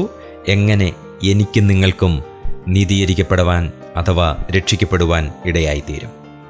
ഈ അധ്യായത്തിൽ പറഞ്ഞിരിക്കുന്ന മറ്റൊരു അനുഗ്രഹിക്കപ്പെട്ട പദമാണ് ഇംപ്യൂട്ടേഷൻ, കണക്കിടൽ. 1 ആദാമിൻ്റെ പാപം ലോകത്തിന്മേൽ കണക്കിട്ടു, 5:12. 2 മനുഷ്യവർഗത്തിൻ്റെ പാപം ക്രിസ്തുവിന്മേൽ കണക്കിട്ടു, 3:26 ദൈവനീതി വിശ്വസിക്കുന്നവരുടെ മേൽ കണക്കിട്ടു. 4-ാം അധ്യായം 3-6 വാക്യങ്ങൾ. ഫിലേമോന്റെ ലേഖനം 18-ാമത്തെ വാക്യത്തിലും അതിൻ്റെ ഒരു ചെറിയ വിശദീകരണം നമുക്ക് കാണുവാനായിട്ട് സാധിക്കും. 5-ാം അധ്യായത്തിലെ പ്രമേയം റെക്കൺസിലിയേഷനാണ്, നിരപ്പാണ്, നീതീകരണത്തിൻ്റെ ഫലമായിട്ട് ലഭിക്കുന്ന കാര്യങ്ങൾ. 5-ാം അധ്യായത്തിൻ്റെ 1 മുതൽ 5 വരെ റിച്ചസ് എന്ന് നമുക്ക് തലക്കെട്ട് കൊടുക്കാം.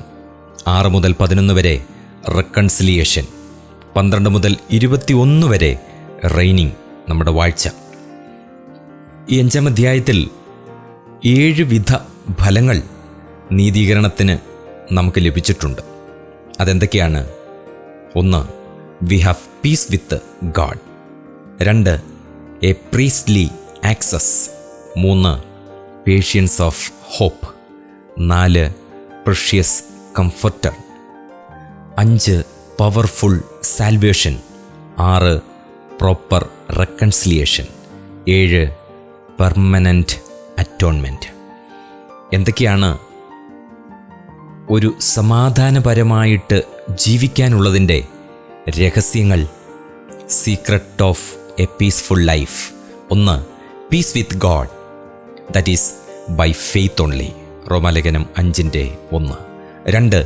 Piece multiplied through knowledge. 3. Peace of God, that is by prayer. 4. Peace ruling, that is by the submission. 5. God of peace, that is by obedience only. 6. Great peace, that is by loving the word of God, the scripture. 7. A perfect peace through trusting. യെശയ്യാപ്രവചനം 26-ാം അധ്യായം 3-ാമത്തെ വാക്യം. നാം എങ്ങനെയാണ് രക്ഷിക്കപ്പെട്ടിരിക്കുന്നത്? We are saved by his life. 5:10. 2. His death. 3. By the resurrection. 4. By his meekness. 5. Love of Christ. 6. Power of Christ. 7. Spirit. 8. Holiness. 9. Seal. 10. Coming. ഈ വാക്കുകൾ നമ്മളൊന്ന് ചേർത്ത് പഠിച്ചാൽ നമ്മുടെ രക്ഷയോടുള്ള ബന്ധത്തിൽ എത്ര അനുഗ്രഹിക്കപ്പെട്ട യാഥാർത്ഥ്യങ്ങളാണ് നമുക്ക് തിരിച്ചറിയാനായിട്ട് സാധിക്കുന്നത്. എന്താണ് പാപം ചെയ്തത്? റോമാലേഖനം 5:14 made man a transgressor. 2. Made Satan a tyrant. 3. Made God a worker.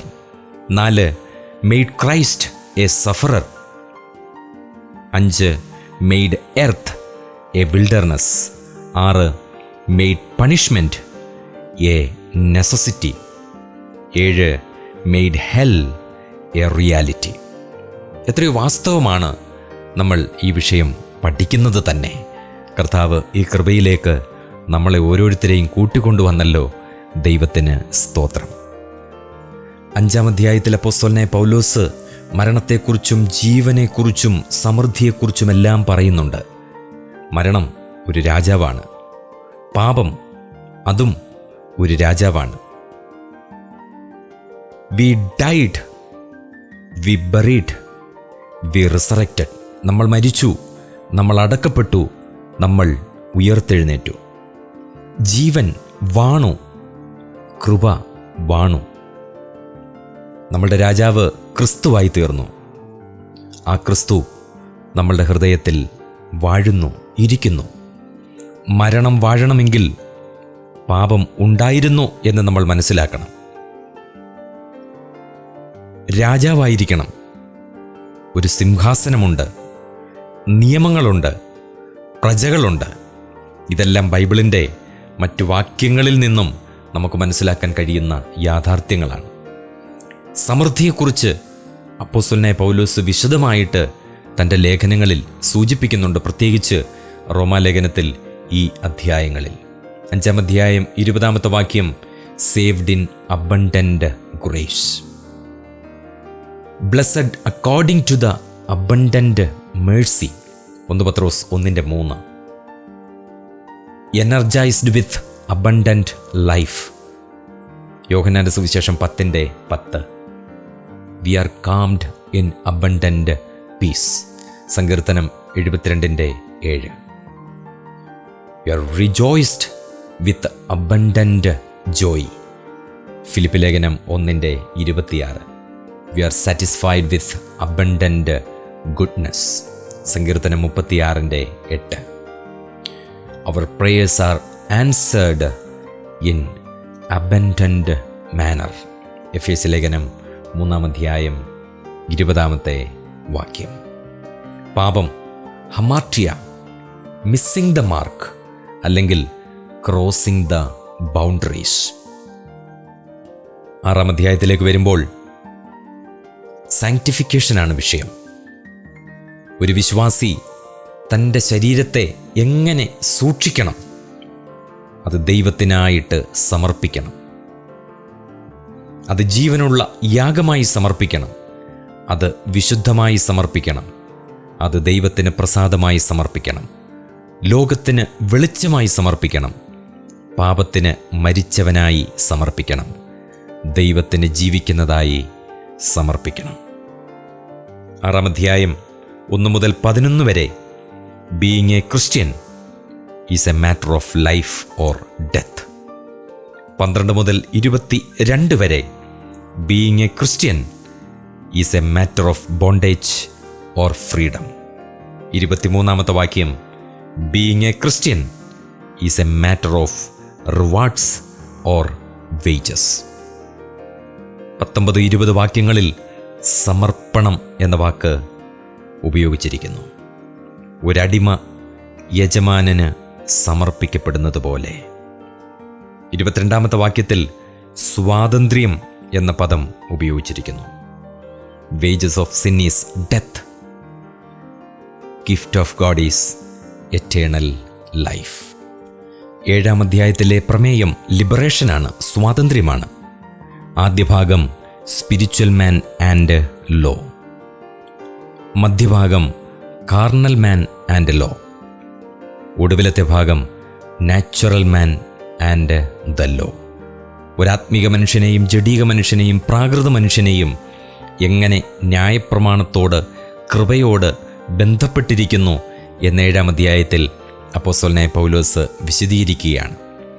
ഒരു ഭാര്യയുടെ കടപ്പാടുകൾ, അധികാരം, വേറെ പുരുഷനാകരുത്, ഫലം കായ്ക്കണം, സേവിക്കണം എന്നുള്ളതാണ്. നാം ന്യായപ്രമാണം എന്ന ഭർത്താവിൽ നിന്നും ക്രിസ്തുവെന്ന ഭർത്താവിലേക്ക് എങ്ങനെ വന്നു?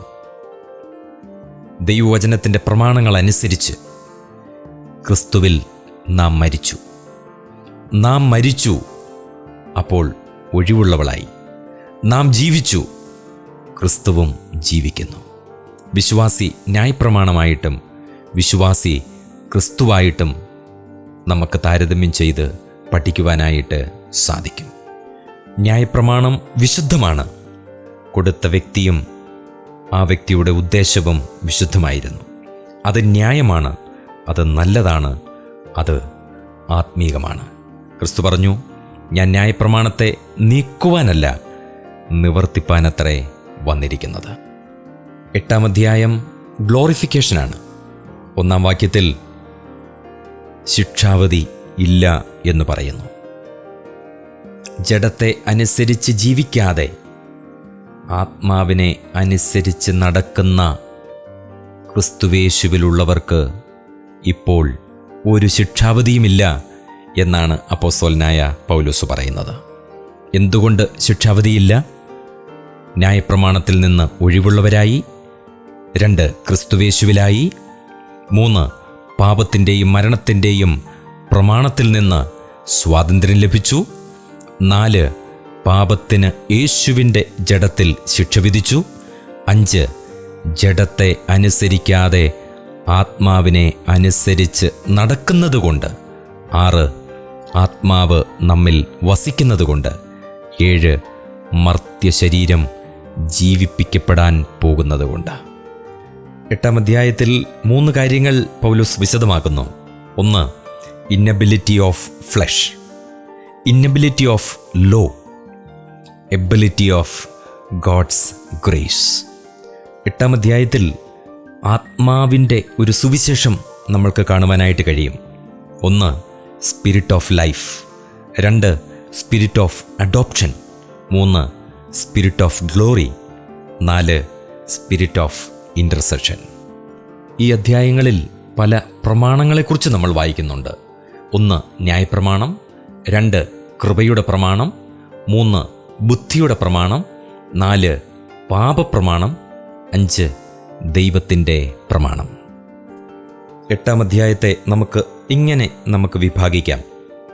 8-1 മുതൽ 4 വരെ no condemnation, the spirit and the law. 8-ാം അധ്യായം 5 മുതൽ 17 വരെ no obligation, the spirit and flesh. 8-ാം അധ്യായം 18 മുതൽ 39 വരെ no separation, the spirit and suffering. തുടർന്ന് പൗലോസ് പറയുന്നു, no condemnation, no defeat, no fear, no despair, no calamity, no adversary, no separation. God's plan is beneficent, it is active, it is inclusive, it is harmonious. എന്നാൽ ഈ ഭൂമിയിൽ നമ്മൾ ജീവിക്കുമ്പോൾ നമുക്ക് കഷ്ടതകളുണ്ട്. വൈ?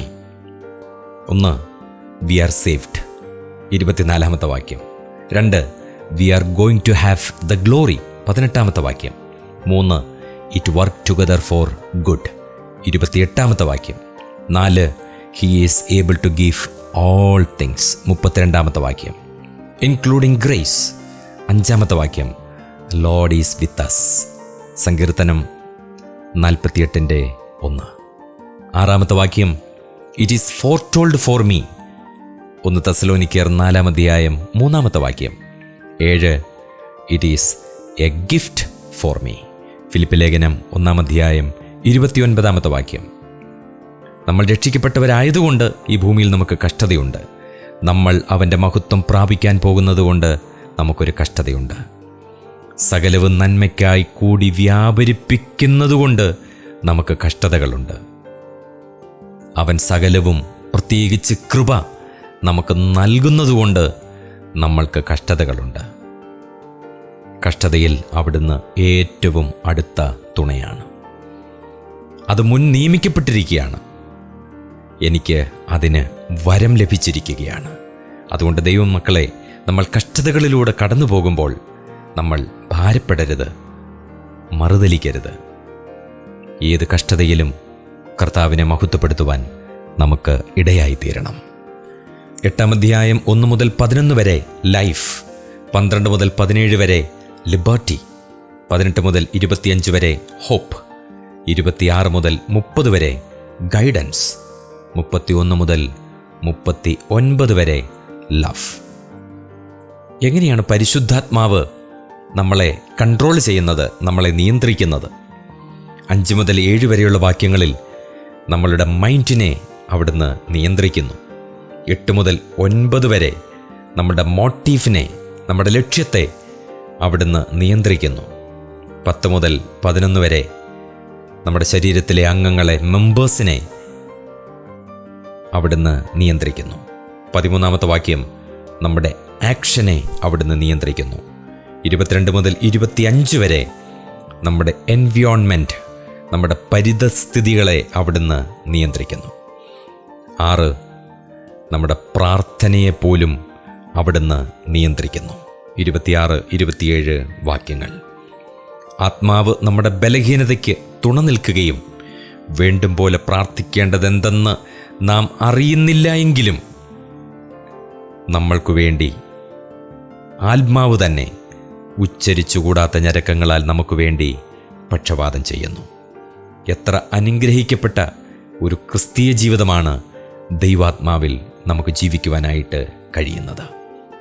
8-ാം അധ്യായം 1 മുതൽ 4 വരെ ഒരു പുതിയ പൊസിഷനിൽ നാം എത്തിയിരിക്കുകയാണ്. 12 മുതൽ 17 വരെ ഒരു പുതിയ റിലേഷനിൽ നമ്മൾ എത്തപ്പെട്ടിരിക്കുകയാണ്. പുതിയ പ്രിവിലേജുകൾ നമുക്ക് നൽകപ്പെട്ടിരിക്കുകയാണ്. 18 മുതൽ 25 വരെ ഒരു പുതിയ പ്രത്യാശ നമുക്ക് ലഭിച്ചിരിക്കുകയാണ്. 26ഉം 27ഉം വാക്യങ്ങളിൽ പുതിയ ഒരു സഹായം, ഒരു ഹെൽപ്പ് നമുക്ക് ലഭിച്ചിരിക്കുന്നു. 28-30 വാക്യങ്ങളിൽ പുതിയ ഒരു അറിവ്, ഒരു നോളജ് നമുക്ക് ലഭിച്ചിട്ടുണ്ട്. 31 മുതൽ 39 വരെ പുതിയ ഒരു അഷ്വറൻസ്, ഒരു ഉറപ്പ് നമുക്ക് ലഭിച്ചിരിക്കുകയാണ്. We got a new position, new relation, new privilege, new hope, new help, a knowledge, a assurance. എന്തെല്ലാം പുതിയ കാര്യങ്ങളാണ് നമുക്ക് ലഭിച്ചിരിക്കുന്നത്. മാത്രവുമല്ല, ഒരു പുതിയ നേച്ചർ നമുക്ക് ലഭിച്ചിരിക്കുകയാണ്, പുതിയ ഒരു പ്രകൃതി. ഒരുവൻ ക്രിസ്തുവിലായാൽ അവൻ പുതിയ സൃഷ്ടിയാകുന്നു. 8-ാം അധ്യായത്തിൻ്റെ 1 മുതൽ 4 വരെ സിൻ ആൻഡ് ഡെത്ത്, 5 മുതൽ 13 വരെ ഫ്ലഷ് ആൻഡ് സ്പിരിറ്റ്, 14 മുതൽ 17 വരെ spirit of bondage and spirit of adoption, 18 മുതൽ 25 വരെ സഫറിംഗ് ആൻഡ് ഗ്ലോറി, 26 മുതൽ 30 വാക്യം വരെ unknowing things and knowing things, 31 മുതൽ 39 വരെ God is for us and no one against us. 8-ാം അധ്യായത്തിൻ്റെ 30 വാക്യം വായിക്കുമ്പോൾ Abraham predestined, Isaac called, Jacob justified, Joseph glorification. ഉൽപ്പത്തി പുസ്തകത്തിൽ രേഖപ്പെടുത്തിയിരിക്കുന്ന നമ്മുടെ പിതാക്കന്മാരുടെ ആ 4 സ്വഭാവങ്ങൾ, 4 വ്യക്തികൾ, അവരുടെ ജീവിതം നമ്മളെ പഠിപ്പിക്കുന്നത് മുൻനിർണയവും വിളിയും നീതീകരണവും തേജസ്കരണവും നമുക്ക് ഈ ഭാഗത്തോട് ചിന്തിച്ച് നമുക്ക് മനസ്സിലാക്കാനായിട്ട് സാധിക്കും. 8-ാം അധ്യായത്തിൻ്റെ 1 മുതൽ 4 വരെ ജീസസ് ഈസ് അറൗണ്ട് അസ്, നമ്മുടെ കർത്താവ് നമുക്ക് ചുറ്റുമുണ്ട്. 5 മുതൽ 27 വരെ the holy spirit is in us, പരിശുദ്ധാത്മാവ് നമ്മുടെ ഉള്ളിലുണ്ട്. 28 മുതൽ 39 വരെ God the father is for us, പിതാവായ ദൈവം നമുക്ക് വേണ്ടിയുണ്ട്. ഒരു വ്യക്തിക്ക് വേണ്ടി ഒരു ചുറ്റുപാടിനെയോ ഒരു ചുറ്റുപാടിനെ ഒരു വ്യക്തിക്ക് വേണ്ടിയോ സജ്ജമാക്കുന്നതിനാണ് മുൻ നിയമനം എന്ന് പറയുന്നത്. അവിടുന്ന് മുന്നറിഞ്ഞവരെയാണ് മുൻ നിയമിച്ചത്, മുൻ നിയമിച്ചവരെയാണ് വിളിച്ചത്, വിളിച്ചവരെയാണ് നീതീകരിച്ചത്, നീതീകരിച്ചവരെയാണ് തേജസ്കരിച്ചും ഇരിക്കുന്നത്. എൻ്റെ നീതിമാൻ വിശ്വാസത്താൽ ജീവിക്കും എന്ന പ്രവാചകന്റെ വാക്കുകൾ അപ്പോസ്തലനായ പൗലോസ് അടർത്തിയെടുത്ത് തൻ്റെ 3 ലേഖനങ്ങളിൽ ആ 3 വാക്കുകൾ എത്ര ഭംഗിയായിട്ടാണ് വിശദീകരിച്ച് ആ പ്രബന്ധം അവതരിപ്പിച്ചിരിക്കുന്നത്. എൻ്റെ നീതിമാൻ വിശ്വാസത്താൽ ജീവിക്കും. ഈ 3 വാക്കുകൾ ഒന്ന് റോമാലേഖനത്തിലും, ഒന്ന് ഗലാത്യ ലേഖനത്തിലും, ഒന്ന് എബ്രായ ലേഖനത്തിലും താൻ വിശദീകരിച്ചിരിക്കുകയാണ്. വിശ്വാസത്താൽ നമുക്ക് ലഭിച്ചിരിക്കുന്ന ആ രക്ഷയും നീതീകരണവും ആ തേജസ്കരണവും ആ മഹത്വീകരണവും ഒക്കെ എത്ര അനുഗ്രഹിക്കപ്പെട്ട യാഥാർത്ഥ്യങ്ങളാണ്. ദൈവമക്കളെ, നാം എത്ര ഭാഗ്യശാലികൾ. ദൈവം നമുക്ക് അനുകൂലമെങ്കിൽ നമുക്ക് പ്രതികൂലം ആർ? സ്വന്തം പുത്രനെ ആദരിക്കാതെ നമുക്കെല്ലാവർക്കും വേണ്ടി ഏൽപ്പിച്ചു തന്നവൻ അവനോടുകൂടെ സകലവും നമുക്ക് നൽകാതിരിക്കുമോ? യേശുക്രിസ്തു മരിച്ചവൻ, മരിച്ചിട്ടുയർത്തെഴുന്നേറ്റവൻ തന്നെ. അവൻ ദൈവത്തിൻ്റെ വലത്തുഭാഗത്തിരിക്കുകയും നമുക്ക് വേണ്ടി പക്ഷപാതം കഴിക്കുകയും ചെയ്യുന്നു. ക്രിസ്തുവിൻ്റെ സ്നേഹത്തിൽ നിന്ന് നമ്മെ വേർപിരിക്കുന്നതാർ? കഷ്ടതയോ സങ്കടമോ ഉപദ്രവമോ പട്ടിണിയോ നഗ്നതയോ ആപത്തോ വാളോ? നമ്മെ സ്നേഹിച്ചവൻ മുഖാന്തരം ഇതിലൊക്കെയും നാം പൂർണ്ണ ജയം പ്രാപിക്കുന്നു. ഹൂ ഷാൽ, ആ ഒരു ചോദ്യം, who shall oppose us? Who shall accuse us? Who shall condemn us? Who shall separate us? Who shall defeat us? Who shall give all things? 32 വാക്യം. 8-ാം അധ്യായം 38-39 വാക്യങ്ങൾ. No separation from God's love. 2 absolute states, that is death or life. 3 spiritual forces, angels, powers, evil. 2 times states, things present and things to come. 2 relative words, heights and depths. എന്തുകൊണ്ടാണ് നമുക്കൊരു separation ഇല്ലാത്തത്? അതിൻ്റെ കാരണം God's purpose for us. റോമാലേഖനം 8-ാം അധ്യായം 29-30 വാക്യങ്ങൾ. God's provision for us, അതാണ് ഗലാത്യ ലേഖനം 5-ാം അധ്യായം 22-23 വാക്യങ്ങൾ. 8-ാം അധ്യായം 28-ാമത്തെ വാക്യത്തിൽ 5 നിർണയങ്ങൾ പറയുകയാണ്. ദൈവം പ്രവർത്തിക്കുന്നവനാണ്. 2, ദൈവം തൻ്റെ ജനത്തിൻ്റെ നന്മയ്ക്കായി പ്രവർത്തിക്കുന്നവനാണ്. 3, ദൈവം സകലവും നമ്മുടെ നന്മയ്ക്കായി പ്രവർത്തിക്കുന്നു. 4, ദൈവം തന്നെ സ്നേഹിക്കുന്നവർക്ക് വേണ്ടി സകലവും നന്മയ്ക്കായി ചെയ്യുന്നു. 5, ദൈവത്തെ സ്നേഹിക്കുന്നവർ ദൈവിക നിർണയപ്രകാരം വിളിക്കപ്പെട്ടവരാണ്. ദൈവസ്നേഹം സാർവത്രികമാണ്, ത്യാഗപരമാണ്, നിസ്വാർത്ഥമാണ്, മഹാസ്നേഹമാണ്. അത് വ്യക്തിപരമാണ്, അത് ആഴമേറിയതാണ്. ദൈവസ്നേഹത്താൽ നമുക്കെന്തെല്ലാം ലഭിച്ചു? നാം ദൈവമക്കളായിത്തീരുന്നു. പാപികളെ ദൈവത്തോട് നിരപ്പിക്കുന്നു, പാപികളെ നീതീകരിക്കുന്നു, പാപിയെ നാശത്തിൽ നിന്ന് വീണ്ടെടുക്കുന്നു, നിത്യജീവൻ നൽകുന്നു, ജയജീവിതത്തിനു വേണ്ടി ശക്തീകരിക്കുന്നു, പ്രതിഫലം പ്രദാനം ചെയ്യുന്നു, ദൈവമക്കൾക്ക് ബാലശിക്ഷ നൽകി നമ്മെ വിശുദ്ധീകരിക്കുന്നു. ഭയലേശമന്യേ നമുക്ക് ഈ ഭൂമിയിൽ ജീവിക്കാം. 8-ാം അധ്യായം 28-ാമത്തെ വാക്യത്തിൽ തിരശ്ശീലയ്ക്ക് പിന്നിലെ ചില രഹസ്യങ്ങൾ. 1, ദൈവത്തിൻ്റെ വ്യക്തിത്വം, ദൈവത്തിൻ്റെ ജനം, ദൈവത്തിൻ്റെ ശക്തി, ദൈവത്തിൻ്റെ കരുതൽ. The personality, people, power and provision. ഇസഹാക്കിൻ്റെ കാഴ്ചശക്തിയുടെ കുറവ്. അബ്രഹാമിൻ്റെ ജീവിതത്തിൽ സംഭവിക്കാതിരുന്ന ഒരു കാര്യം ഇസഹാക്കിൻ്റെ ജീവിതത്തിൽ എന്തുകൊണ്ട് സംഭവിച്ചു?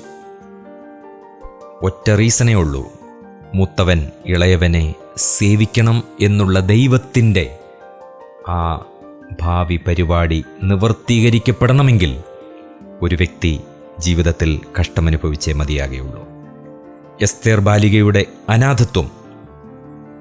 എന്തിനാണ് അങ്ങനെയൊരു സംഭവം നടന്നത്?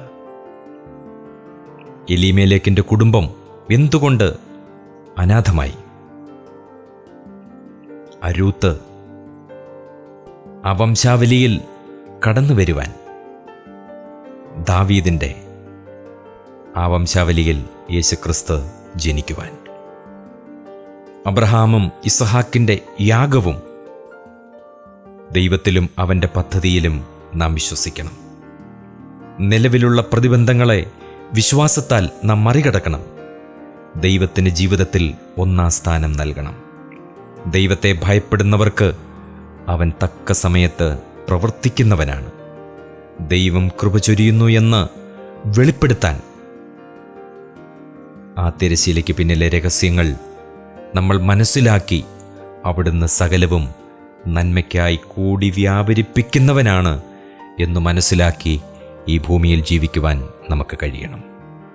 റോമാലേഖനത്തിൽ അപ്പോസ്തലനായ പൗലോസ് ആവർത്തിച്ചു പറയുന്നത് പോലെ നാം ക്രിസ്തുവിലാണ്. നമുക്ക് വീണ്ടെടുപ്പ് ക്രിസ്തുവിലാണ്. നാം പുതിയ സൃഷ്ടിയായത് ക്രിസ്തുവിലാണ്. നാം വിശുദ്ധീകരിക്കപ്പെട്ടവരാകുന്നത് ക്രിസ്തുവിലാണ്. നാം വിവേകികളാകുന്നത് ക്രിസ്തുവിലാണ്. നാം ബലവാന്മാരാകുന്നത് ക്രിസ്തുവിലാണ്. നാം മഹത്തുക്കളാകുന്നത് ക്രിസ്തുവിലാണ്. നാം സൽപ്രവർത്തിക്കായി സൃഷ്ടിക്കപ്പെട്ടവരാകുന്നത് ക്രിസ്തുവിലാണ്. നമുക്ക് സമാധാനം ക്രിസ്തുവിലാണ്. നാം പ്രത്യാശ വെച്ചിരിക്കുന്നത് ക്രിസ്തുവിലാണ്. നാം സ്വതന്ത്രരാകുന്നത് ക്രിസ്തുവിലാണ്. നാം ജയോത്സവമായി നടക്കുന്നത് ക്രിസ്തുവിലാണ്. നാം നിദ്ര കൊള്ളാൻ പോകുന്നതും ക്രിസ്തുവിലാണ്. നാം ഉയർക്കുവാൻ പോകുന്നതും ക്രിസ്തുവിലാണ്. നാം എല്ലാവരും എടുത്തുകൊള്ളപ്പെടുവാൻ പോകുന്നതും ക്രിസ്തുവിലാണ്. എല്ലാവരും എന്നുള്ള പദം അപ്പോസ്തലനായ പൗലോസ് തൻ്റെ ലേഖനങ്ങളിൽ ആവർത്തിച്ചു പറയുന്നു. എല്ലാവരും വഴിതെറ്റി, എല്ലാവരും പാപം ചെയ്തു, എല്ലാവരും ആടുകളെ പോലെ ചിന്നിയിരിക്കുന്നു എന്ന് യെശയ്യാ പ്രവാചകൻ പറയുന്നു. പൗലോസ് പിന്നെയും തുടരുന്നു, എല്ലാവരും മാനസാന്തരപ്പെടണം, എല്ലാവരും അംഗീകരിക്കണം, എല്ലാവരും ദൈവത്തിൻ്റെ മക്കളാണ്, എല്ലാവരും ക്രിസ്തുവിൽ ഒന്നത്രേ എല്ലാവരും സ്നാനമേറ്റു, എല്ലാവരും ഒരേ ആത്മാവിനെ പാനം ചെയ്തുമിരിക്കുന്നു. എല്ലാവരും ജീവിപ്പിക്കപ്പെടും, എല്ലാവരും രൂപാന്തരപ്പെടും, എല്ലാവരും ന്യായാസനത്തിന് മുമ്പാകെ വെളിപ്പെടും. ക്രിസ്തു മുഖാന്തരം എന്നൊരു പദവും പൗലോസ് ആവർത്തിക്കുന്നുണ്ട്. ക്രിസ്തു മുഖാന്തരം 1 ദൈവത്തിന് സ്തോത്രം ചെയ്യുന്നു, 2 ദൈവത്തോട് സമാധാനം, 3 ദൈവകൃപയിലേക്കുള്ള പ്രവേശനം, 4 ദൈവത്തിൽ പ്രശംസ, 5 ജയം നൽകുന്നു. 1 മുതൽ 8 വരെയുള്ള അധ്യായങ്ങളിൽ അനേക പദങ്ങൾ അപ്പോസ്തലനായ പൗലോസ് ഏറ്റവും പ്രധാനപ്പെട്ടതായിട്ട് ഉപയോഗിക്കുന്നുണ്ട്. പ്രത്യേകിച്ച് ഉപദേശപരമായി നമ്മൾ അറിഞ്ഞിരിക്കേണ്ട അനേക സത്യങ്ങൾ. ആത്മീകം എന്നുള്ള വാക്ക് പൗലോസ് ഉപയോഗിക്കുന്നുണ്ട്. ന്യായപ്രമാണം ആത്മീകമാണ്. ആത്മീക മനുഷ്യൻ, ആത്മീക വരങ്ങൾ, ആത്മീക ആഹാരം, ആത്മീക നന്മകൾ, ആത്മീക വചനങ്ങൾ, ആത്മീക ജീവൻ, ആത്മീക അനുഗ്രഹങ്ങൾ, ആത്മീക ഗീതങ്ങൾ, ആത്മീക ജ്ഞാനം, ആത്മീക വിവേകം, ആത്മീക ഗൃഹം, ആത്മീക യാഗം. ഒരു വിശ്വാസിയിലെ ഇരുവിധ സ്വയങ്ങളെക്കുറിച്ച് പൗലോസ് പറയുന്നുണ്ട്. പ്രത്യേകിച്ച് റോമാലേഖനം 7-ാം അധ്യായത്തിൽ ഒരു വിശ്വാസിയിലെ ഇരുവിധ പ്രമാണങ്ങളെക്കുറിച്ചും പറയുന്നു. ഒരു വിശ്വാസിയിലെ ഇരുവിധ കരച്ചിലുകളെക്കുറിച്ച് പറയുന്നു. ഒരു വിശ്വാസിയിലെ ഇരുവിധ അടിമത്വങ്ങളെക്കുറിച്ചും പറയുന്നുണ്ട്. ജഡം എന്നുള്ള വാക്കും പൗലോസ് ആവർത്തിക്കുന്നുണ്ട്. ജഡത്തോടുള്ള ബന്ധത്തിൽ ചില കാര്യങ്ങൾ നമ്മൾ ഓർത്തിരിക്കണം. 1, ജഡത്തോട് യാതൊരു കടപ്പാടും നമുക്കില്ല. 2, നമ്മുടെ കൂട്ടാളിയായി കാണരുത്. 3, ജഡത്തിനായി കരുതരുത്. 4, പ്രദർശിപ്പിക്കുവാൻ അവസരങ്ങൾ സൃഷ്ടിക്കരുത്. 5, ഏത് സാഹചര്യത്തിലും ജഡത്തെ ആശ്രയിക്കരുത്. 6, യാതൊരു നന്മയും പ്രതീക്ഷിക്കരുത്. എന്തുകൊണ്ടെന്നാൽ അത് പാപമയമാണ്, അശുദ്ധമാണ്, മലിനമാണ്, കന്മഷമുള്ളതാണ്. 7, നിർജീവ വസ്തുക്കളെ കാണുന്നത് പോലെ നാം അതിനെ വീക്ഷിക്കണം. പ്രത്യേകിച്ച് ഗലാത്യ ലേഖനത്തിലും ഫിലിപ്പി ലേഖനത്തിലും റോമാലേഖനത്തിലും ഇതിനെക്കുറിച്ച് വളരെ വിശദമായിട്ട് അപ്പോസ്തലനായ പൗലോസ് വിശദീകരിക്കുന്നുണ്ട്. 8-ാം അധ്യായത്തിൽ അപ്പോസ്തലനായ പൗലോസ് 5 ചോദ്യങ്ങൾ ചോദിച്ച് ആ ഭാഗം അവസാനിപ്പിക്കുകയാണ്. ദൈവം നമുക്കനുകൂലമെങ്കിൽ പ്രതികൂലമാർ. 2, സ്വന്തം പുത്രനെ ആദരിയാതെ നമുക്കെല്ലാവർക്കും വേണ്ടി ഏൽപ്പിച്ചു തന്നവൻ അവനോടുകൂടെ സകലവും നമുക്ക് നൽകാതിരിക്കുമോ? 3, ദൈവം തെരഞ്ഞെടുത്തവരെ ആർ കുറ്റം ചുമത്തും? 4, ശിക്ഷ വിധിക്കുന്നവനാർ? 5, ക്രിസ്തുവിൻ്റെ സ്നേഹത്തിൽ നിന്ന് നമ്മെ വേർപിരിക്കുന്നവനാർ? 9, 10, 11 അധ്യായങ്ങൾ യുഗപരമായിട്ടുള്ള കാര്യങ്ങൾ പൗലോസ് വിശദീകരിക്കുകയാണ്. 9-ാം അധ്യായം 1 മുതൽ 3 വരെ പോൾ സോറോയിങ്. 10-ാം അധ്യായം 1-ാമത്തെ വാക്യം പോൾ പ്രേയിങ്. 11-ാം അധ്യായത്തിൻ്റെ 33 മുതൽ 36 വരെ പോൾ വർഷിപ്പിംഗ്. 9-ാം അധ്യായത്തിൻ്റെ രൂപരേഖ ഇങ്ങനെയാണ്. 1 മുതൽ 13 വരെ ഇസ്രായേൽസ് എലക്ഷൻ ഡിസ്ക്രൈബ്ഡ്. അതിൽ 1 മുതൽ 5 വരെ ദ ബ്ലെസ്സിങ് ഓഫ് എലക്ഷൻ. 6 മുതൽ 13 വരെ ദ ബേസിസ് ഓഫ് എലക്ഷൻ. 2-ാമത്തെ ഭാഗം 14 മുതൽ 33 വരെ ഇസ്രായേൽസ് എലക്ഷൻ ഡിഫെൻഡഡ്. അതിൽ 14 മുതൽ 18 വരെ ഈസ് ഗോഡ് അൺറൈച്ചസ്. 19 മുതൽ 29 വരെ no one can resist his will. 30 മുതൽ 33 വരെ what shall we say about the Gentiles. 10-ാം അധ്യായം 1 മുതൽ 13 വരെ the reason for the rejection. 14 മുതൽ 17 വരെ the remedy for the rejection. 18 മുതൽ 21 വരെ the result of the rejection. 1-ാമത്തെ ഭാഗം എ ബ്രോക്കൺ ഹാർട്ട്. 2-ാമത്തെ ഭാഗം എ മിഷണറി ഹാർട്ട്. 3-ാമത്തെ ഭാഗം ഗാഡ്സ് ഔട്ട്സ്ട്രെച്ച്ഡ് ഹാൻഡ്സ്. 10-ന്റെ 18 ഇസ്രായേലീസ് ഗിൽറ്റി. 19 മുതൽ 20 വരെ the message goes to the Gentiles. 10-ാം അധ്യായം 21-ാമത്തെ വാക്യം, God still yearns over his people. തൻ്റെ ജനത്തിനു വേണ്ടി ദൈവം കൊതിക്കുന്നു. 10-ാം അധ്യായം 1 മുതൽ 13 വരെ റീസൺസ് ഫോർ ദെയർ റിജക്ഷനാണ്. അതിൽ 1-ാമത്തെ വാക്യം, they did not feel a need for salvation. 2-ാമത്തെ വാക്യം, they were zealous for God. 3-ാമത്തെ വാക്യം, they were proud and self righteous. 4 മുതൽ 13 വരെ they misunderstood their own law. 11-ാമത്തെ അധ്യായം, God is not through with Israel.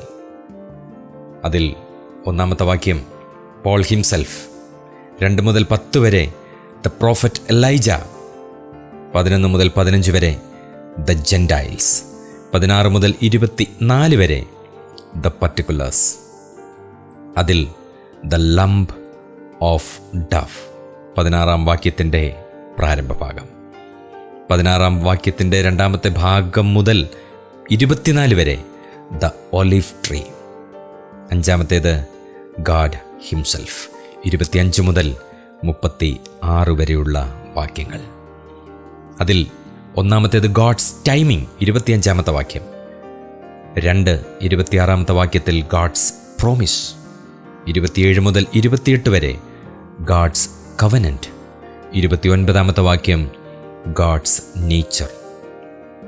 30 മുതൽ 32 വരെ ഗാഡ്സ് ഗ്രേസ്. 33 മുതൽ 36 വരെ ഗാഡ്സ് വിസ്ഡം. 11-ാം അധ്യായത്തിൽ വിശ്വാസത്താൽ നിൽക്കുന്നു. 11-ാം അധ്യായം 20-ാമത്തെ വാക്യത്തിൽ, വിശ്വാസത്താലാണ് നാം നിൽക്കുന്നത്, നടക്കുന്നത്. നമ്മുടെ നീതീകരണം, നമ്മുടെ പ്രവേശനം, നമ്മുടെ ജീവിതം, നമ്മുടെ ശുദ്ധീകരണം, നമ്മുടെ രക്ഷ, നമ്മുടെ വാഗ്ദത്തം എല്ലാം വിശ്വാസത്താലാണ്. അത്തി രാഷ്ട്രീയമായിട്ടുള്ള കാര്യമാണ്, പൊളിറ്റിക്കൽ കാര്യത്തെ കാണിക്കുന്നു. മുന്തിരി ഇസ്രായേലിൻ്റെ നാഷണാലിറ്റിയെ കാണിക്കുന്നു. ഒലിവ് യഹൂദൻ്റെ ആത്മീയ കാര്യങ്ങളെ കാണിക്കുന്നു. ആ രീതിയിലാണ് ദൈവത്തിൻ്റെ ദാസൻ ഇസ്രായേലിൻ്റെ എലക്ഷനും റിജക്ഷനും റിസപ്ഷനും അഥവാ റെസ്റ്റോറേഷനും 9, 10, 11 അധ്യായങ്ങളിൽ വിശദീകരിച്ചിരിക്കുന്നത്. 10-ാം അധ്യായം 9-ാം വാക്യത്തിൽ ജീസസ് ക്രൈസ്റ്റ് അവർ ലോർഡ്, യേശു ക്രിസ്തു നമ്മുടെ കർത്താവാണ്. അപ്പോസ്തലപ്രവൃത്തി 2:36 ഈസ് എക്സോൾട്ടഡ് ആസ് ലോർഡ്. റോമാലേഖനം 10:9 കൺഫസ്ഡ് ആസ് ലോർഡ്. അപ്പോസ്തലപ്രവൃത്തി 9:5 ഓൺഡ് ആസ് ലോർഡ്. സങ്കീർത്തനം 9:11 പ്രൈസ്ഡ് ആസ് ലോർഡ്. കൊലോസ്യലേഖനം 3-ാം അധ്യായം 17-ാമത്തെ വാക്യത്തിൽ ഒബെയ്ഡ് ആസ് ലോർഡ്. കൊലോസ്യലേഖനം 3:24 സെർവ്ഡ് ആസ് ലോർഡ്. യൂദായുടെ ലേഖനം 4-ാമത്തെ വാക്യത്തിൽ ഡിനൈഡ് ആസ് ലോർഡ്. എബ്രായലേഖനം 12:3 ഇൻ ഹ്യൂമിലിയേഷൻ അവർ എക്സാമ്പിൾ. എബ്രായലേഖനം 3:1 ഇൻ എക്സോൾട്ടേഷൻ അവർ റെപ്രസെൻറ്റേഷൻ. 11-ാം അധ്യായം 36-ാമത്തെ വാക്യത്തിൽ how can I bring glory to God? എങ്ങനെ നമുക്ക് ദൈവത്തെ മഹത്വപ്പെടുത്താനായിട്ട് സാധിക്കും? 1, we bring God glory by worshipping him, by loving other believers. 3, by becoming like Christ. 4, by serving others with our gifts. 5, by telling others about him only.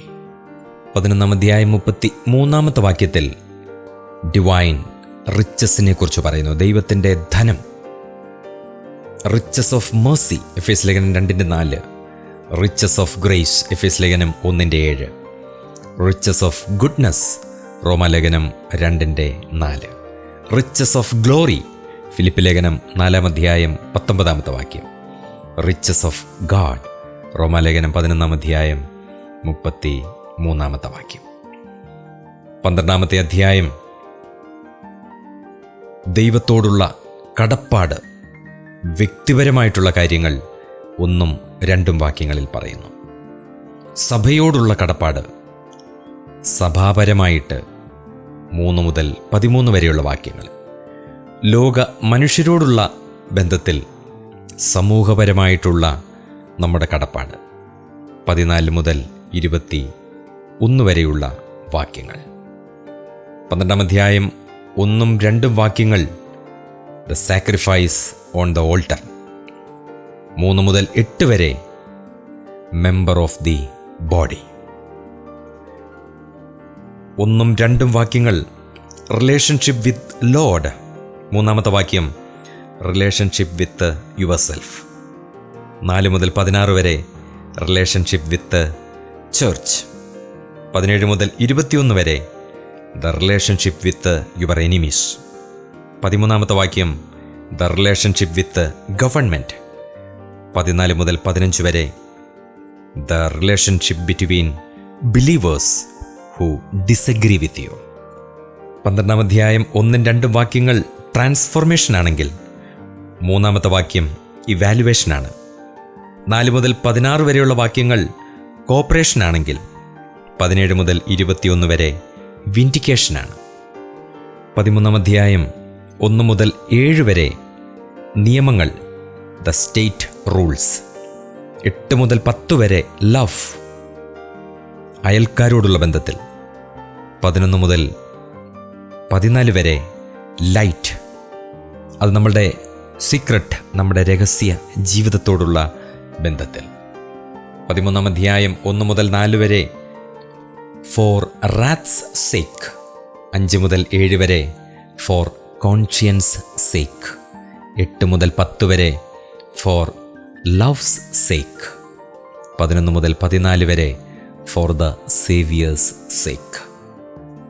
ഈ അധ്യായങ്ങളിൽ വിശ്വാസികളും രാഷ്ട്രീയവും തമ്മിലുള്ള ഒരു ബന്ധം താൻ വിശദീകരിക്കുന്നുണ്ട്. 1, be subject to authorities and do not rebel. 2, pay all tax and other dues to government without fail. 13-ാം അധ്യായം 6-7 വാക്യങ്ങൾ. മത്തായിയുടെ സുവിശേഷം 22-ാം അധ്യായത്തിൽ നമ്മളുടെ കർത്താവും അതേക്കുറിച്ച് പറഞ്ഞിട്ടുണ്ട്. 3-ാമത്തേത് pray for all those who are in authority. 4, be a good citizen. എല്ലാ അധികാരങ്ങൾക്കും വാഴ്ചകൾക്കും മറുക്കാതെ കീഴ്പ്പെട്ടിരിക്കണം. ടാക്സ് അടയ്ക്കണം. അതുപോലെ തന്നെ അധികാരികൾക്ക് വേണ്ടി നാം പ്രാർത്ഥിക്കണം. നല്ല ഒരു പൗരനായിട്ട് ഈ ഭൂമിയിൽ ജീവിക്കണം എന്നുള്ളതാണ് അപ്പോസ്തലനായ പൗലോസ് ഈ ലേഖനത്തിൽ, പ്രത്യേകിച്ച് ഈ അധ്യായത്തിൽ വിശദീകരിക്കുന്നത്. 14-ാം അധ്യായം A believer and A believer, ഒരു വിശ്വാസിയും തമ്മിൽ എങ്ങനെയായിരിക്കണം. 1 മുതൽ 9 വരെ അക്സെപ്റ്റൻസ്. 10 മുതൽ 12 വരെ അക്കൗണ്ടബിലിറ്റി. 13 മുതൽ 23 വരെ അംബീഷൻ. 15-ാമത്തെ വാക്യത്തിൽ ഗ്രീവിംഗ്. 21-ാമത്തെ വാക്യത്തിൽ ഒഫൻഡിങ്. 21-ാമത്തെ വാക്യത്തിൽ മേക്കിംഗ് വീക്ക്. 13-21 വാക്യങ്ങളിൽ സ്റ്റംബിൾ ആൻഡ് ഫോൾ. 14-ാം അധ്യായം നമ്മൾ പഠിക്കുമ്പോൾ, നമ്മൾ വായിക്കുമ്പോൾ ചില ചോദ്യങ്ങൾ നമ്മുടെ മനസ്സിലേക്ക് വരും. 1 മുതൽ 5 വരെയുള്ള വാക്യങ്ങൾ വായിക്കുമ്പോൾ ആം ഐ ഫുള്ളി കൺവിൻസ്ഡ്. 6 മുതൽ 9 വരെയുള്ള വാക്യങ്ങൾ വായിക്കുമ്പോൾ am I doing this unto the lord. 13 മുതൽ 21 വരെയുള്ള വാക്യങ്ങളിൽ am I causing others to stumble. 22-23 വാക്യങ്ങളിൽ am I doing this by faith. 15-ാം അധ്യായത്തിൻ്റെ 1 മുതൽ 7 വരെ വായിക്കുമ്പോൾ am I pleasing myself or others. 15-ാം അധ്യായം അത് എക്സംപ്ലിഫിക്കേഷനാണ്. 1-ാമത്തെ ഉദാഹരണം നമ്മുടെ കർത്താവ്. 3-9 വാക്യങ്ങൾ. 2-ാമത്തെ ഉദാഹരണം അപ്പോസ്തലനായ പൗലോസ് തന്നെയാണ്. 13 മുതൽ 30 വരെയുള്ള വാക്യങ്ങളിൽ. 15-25 വാക്യങ്ങളിൽ. 14-ാം അധ്യായം അപ്പോസ്തലനായ പൗലോസ് അവസാനിപ്പിച്ചിരിക്കുന്നത് വിശ്വാസത്തിൽ നിന്ന് ഉത്ഭവിക്കാത്തതൊക്കെയും പാപമത്രേ. പാപം അവിശ്വാസം പാപമാണ്. 14:23. ഏത് അധർമ്മവും പാപമാണ്. 1 യോഹന്നാൻ 3:4. ഏത് അനീതിയും പാപമാണ്. 1 യോഹന്നാൻ 5:17. നന്മ ചെയ്യാത്തത് പാപമാണ്. യാക്കോബിൻ്റെ ലേഖനം 4:17. ദോഷനിരൂപണങ്ങൾ പാപമാണ്. സദൃശവാക്യം 24:9. 15:1 മുതൽ 6 വരെ എ ഡെപ്റ്റ് ടു ദ വീക്ക്. 7 മുതൽ 21 വരെ എ ഡെപ്റ്റ് ടു ദ ലോസ്റ്റ്. 22 മുതൽ 23 വരെ എ ഡെപ്റ്റ് to Israel. Christ ministry to Jew and Gentiles. 8 മുതൽ 13 വരെയുള്ള വാക്യങ്ങൾ. Paul's ministry to Jew and Gentile. 14 മുതൽ 22 വരെയുള്ള വാക്യങ്ങളിൽ. Gentile church ministry to the Jews. 23 മുതൽ 33 വരെയുള്ള വാക്യങ്ങൾ. നമ്മുടെ ദൈവം അക്ഷയനാണ്. 1 അധ്യായം 23 വാക്യം. ആ ദൈവത്തിൽ മുഖപക്ഷമില്ല. 2:11. ആ ദൈവം ന്യായം വിധിക്കുന്ന ദൈവമാണ്. 2 അധ്യായം 16, 3:16. ആ ദൈവം എല്ലാവരുടെയും ദൈവമാണ്. 3 അധ്യായം 29 വാക്യം. നമ്മുടെ ദൈവത്തിൻ്റെ പ്രത്യേകതകൾ ഓരോ അധ്യായങ്ങളിലും പൗലോസ് വിശദീകരിക്കുകയാണ്. 5 വാക്യം God of patience, God of consolation. 13 വാക്യം ഗോഡ് ഓഫ് ഹോപ്പ്. 33 വാക്യം ഗോഡ് ഓഫ് പീസ്. 16 അധ്യായം 25 വാക്യം ഗോഡ് ഓഫ് ഒംനീഷ്യൻറ്റ്. 15 അധ്യായം 16 വാക്യം ഗോഡ് ഓഫ് ഗിവിംഗ് ഗ്രേസ്. 15 അധ്യായം 30-31 വാക്യങ്ങൾ ഗോഡ് ഓഫ് പ്രയർ ഹിയറിംഗ്. 1 അധ്യായം 8 വാക്യത്തിൽ ഗോഡ് ഈസ് വിറ്റ്നസ്. നമ്മുടെ പിതാവ് മനസ്സലിവുള്ള പിതാവാണ്. എല്ലാവരിലും വസിക്കുന്ന പിതാവാണ്. സ്വർഗസ്ഥ പിതാവാണ്. പരിശുദ്ധ പിതാവാണ്. മഹത്വമുള്ള പിതാവാണ്. നീതിയുള്ള പിതാവാണ്. വെളിച്ചങ്ങളുടെ പിതാവാണ്. ഒരു പിതാവാണ്. യോഹന്നാൻ്റെ സുവിശേഷത്തിലും എഫേസ്യ ലേഖനത്തിലും അതുപോലെ തന്നെ മലാക്കി പ്രവചനത്തിലും യാക്കോബിൻ്റെ ലേഖനത്തിലും ഈ വിശദീകരണങ്ങൾ നമുക്ക് കാണുവാനായിട്ട് സാധിക്കും. യോഹന്നാൻ്റെ സുവിശേഷത്തിൽ അബണ്ടൻസ് ഓഫ് ലൈഫ് നമുക്ക് കാണാൻ കഴിയും. എന്നാൽ റോമാലേഖനത്തിൽ 15 അധ്യായം 13 വാക്യത്തിൽ അബണ്ടൻസ് ഓഫ് ഹോപ്പ് നമുക്ക് കാണാനായിട്ട് കഴിയും. ഈ അധ്യായത്തിൽ അപ്പോസ്തലനായ പൗലോസിൻ്റെ പ്രവർത്തനങ്ങൾ എങ്ങനെയായിരുന്നു? 14-15 വാക്യങ്ങളിൽ ഇറ്റ് ഈസ് പേഴ്സണൽ. 16 വാക്യം ഇറ്റ് ഈസ് പവർഫുൾ. 19-20 വാക്യങ്ങളിൽ ഇറ്റ് ഈസ് പർപ്പസ്ഫുൾ വൺ. 30-31 വാക്യങ്ങളിൽ it is A prayerful one. നമ്മുടെയും പ്രവർത്തനങ്ങൾ ഇത്തരത്തിലായിരിക്കുവാൻ ദൈവം സഹായിക്കട്ടെ. ഏറ്റവും ഒടുവിലത്തെ അധ്യായമായ 16 അധ്യായം, അതിൻ്റെ പ്രാരംഭ ഭാഗം 1 മുതൽ 16 വരെ വന്ദനം, 17 മുതൽ 20 വരെ നിരസനം, 21 മുതൽ 24 വരെ മാനിക്കുന്നതിനെക്കുറിച്ച് പറഞ്ഞിരിക്കുന്നു. ആദ്യ ഭാഗം സം സെയിൻസ് ടു ഗ്രീറ്റ്, രണ്ടാമത്തെ ഭാഗം സം സിന്നേഴ്സ് ടു അവോയ്ഡ്, മൂന്നാമത്തെ ഭാഗം സം സെർവൻസ് ടു ഹോണർ. റോമാലേഖനം 12 അധ്യായം എക്സോട്ടേഷൻ ടു വർഷിപ്പ്, 15 അധ്യായം 32 വാക്യത്തിൽ ടു പ്രയർ, 16-17 ടു സെപ്പറേഷൻ, എബ്രായലേഖനം 3 അധ്യായം 13 വാക്യത്തിൽ ടു നോട്ട് ഹാർഡനി, 16 അധ്യായം 1-2 വാക്യങ്ങളിൽ കമൻറ്റേഷൻ, 3 മുതൽ 17 വരെ ഗ്രീറ്റിംഗ്സ്, 17 മുതൽ 20 വരെ എക്സോട്ടേഷൻ, 21 മുതൽ 22 വരെ സല്യൂട്ടേഷൻ, 23 മുതൽ 27 വരെ ബെനഡിക്ഷൻ. ഈ അധ്യായത്തിൽ ആകെ 28 പേരെക്കുറിച്ച് പറഞ്ഞിരിക്കുന്നു. 20 പുരുഷന്മാരും 8 സ്ത്രീകളും.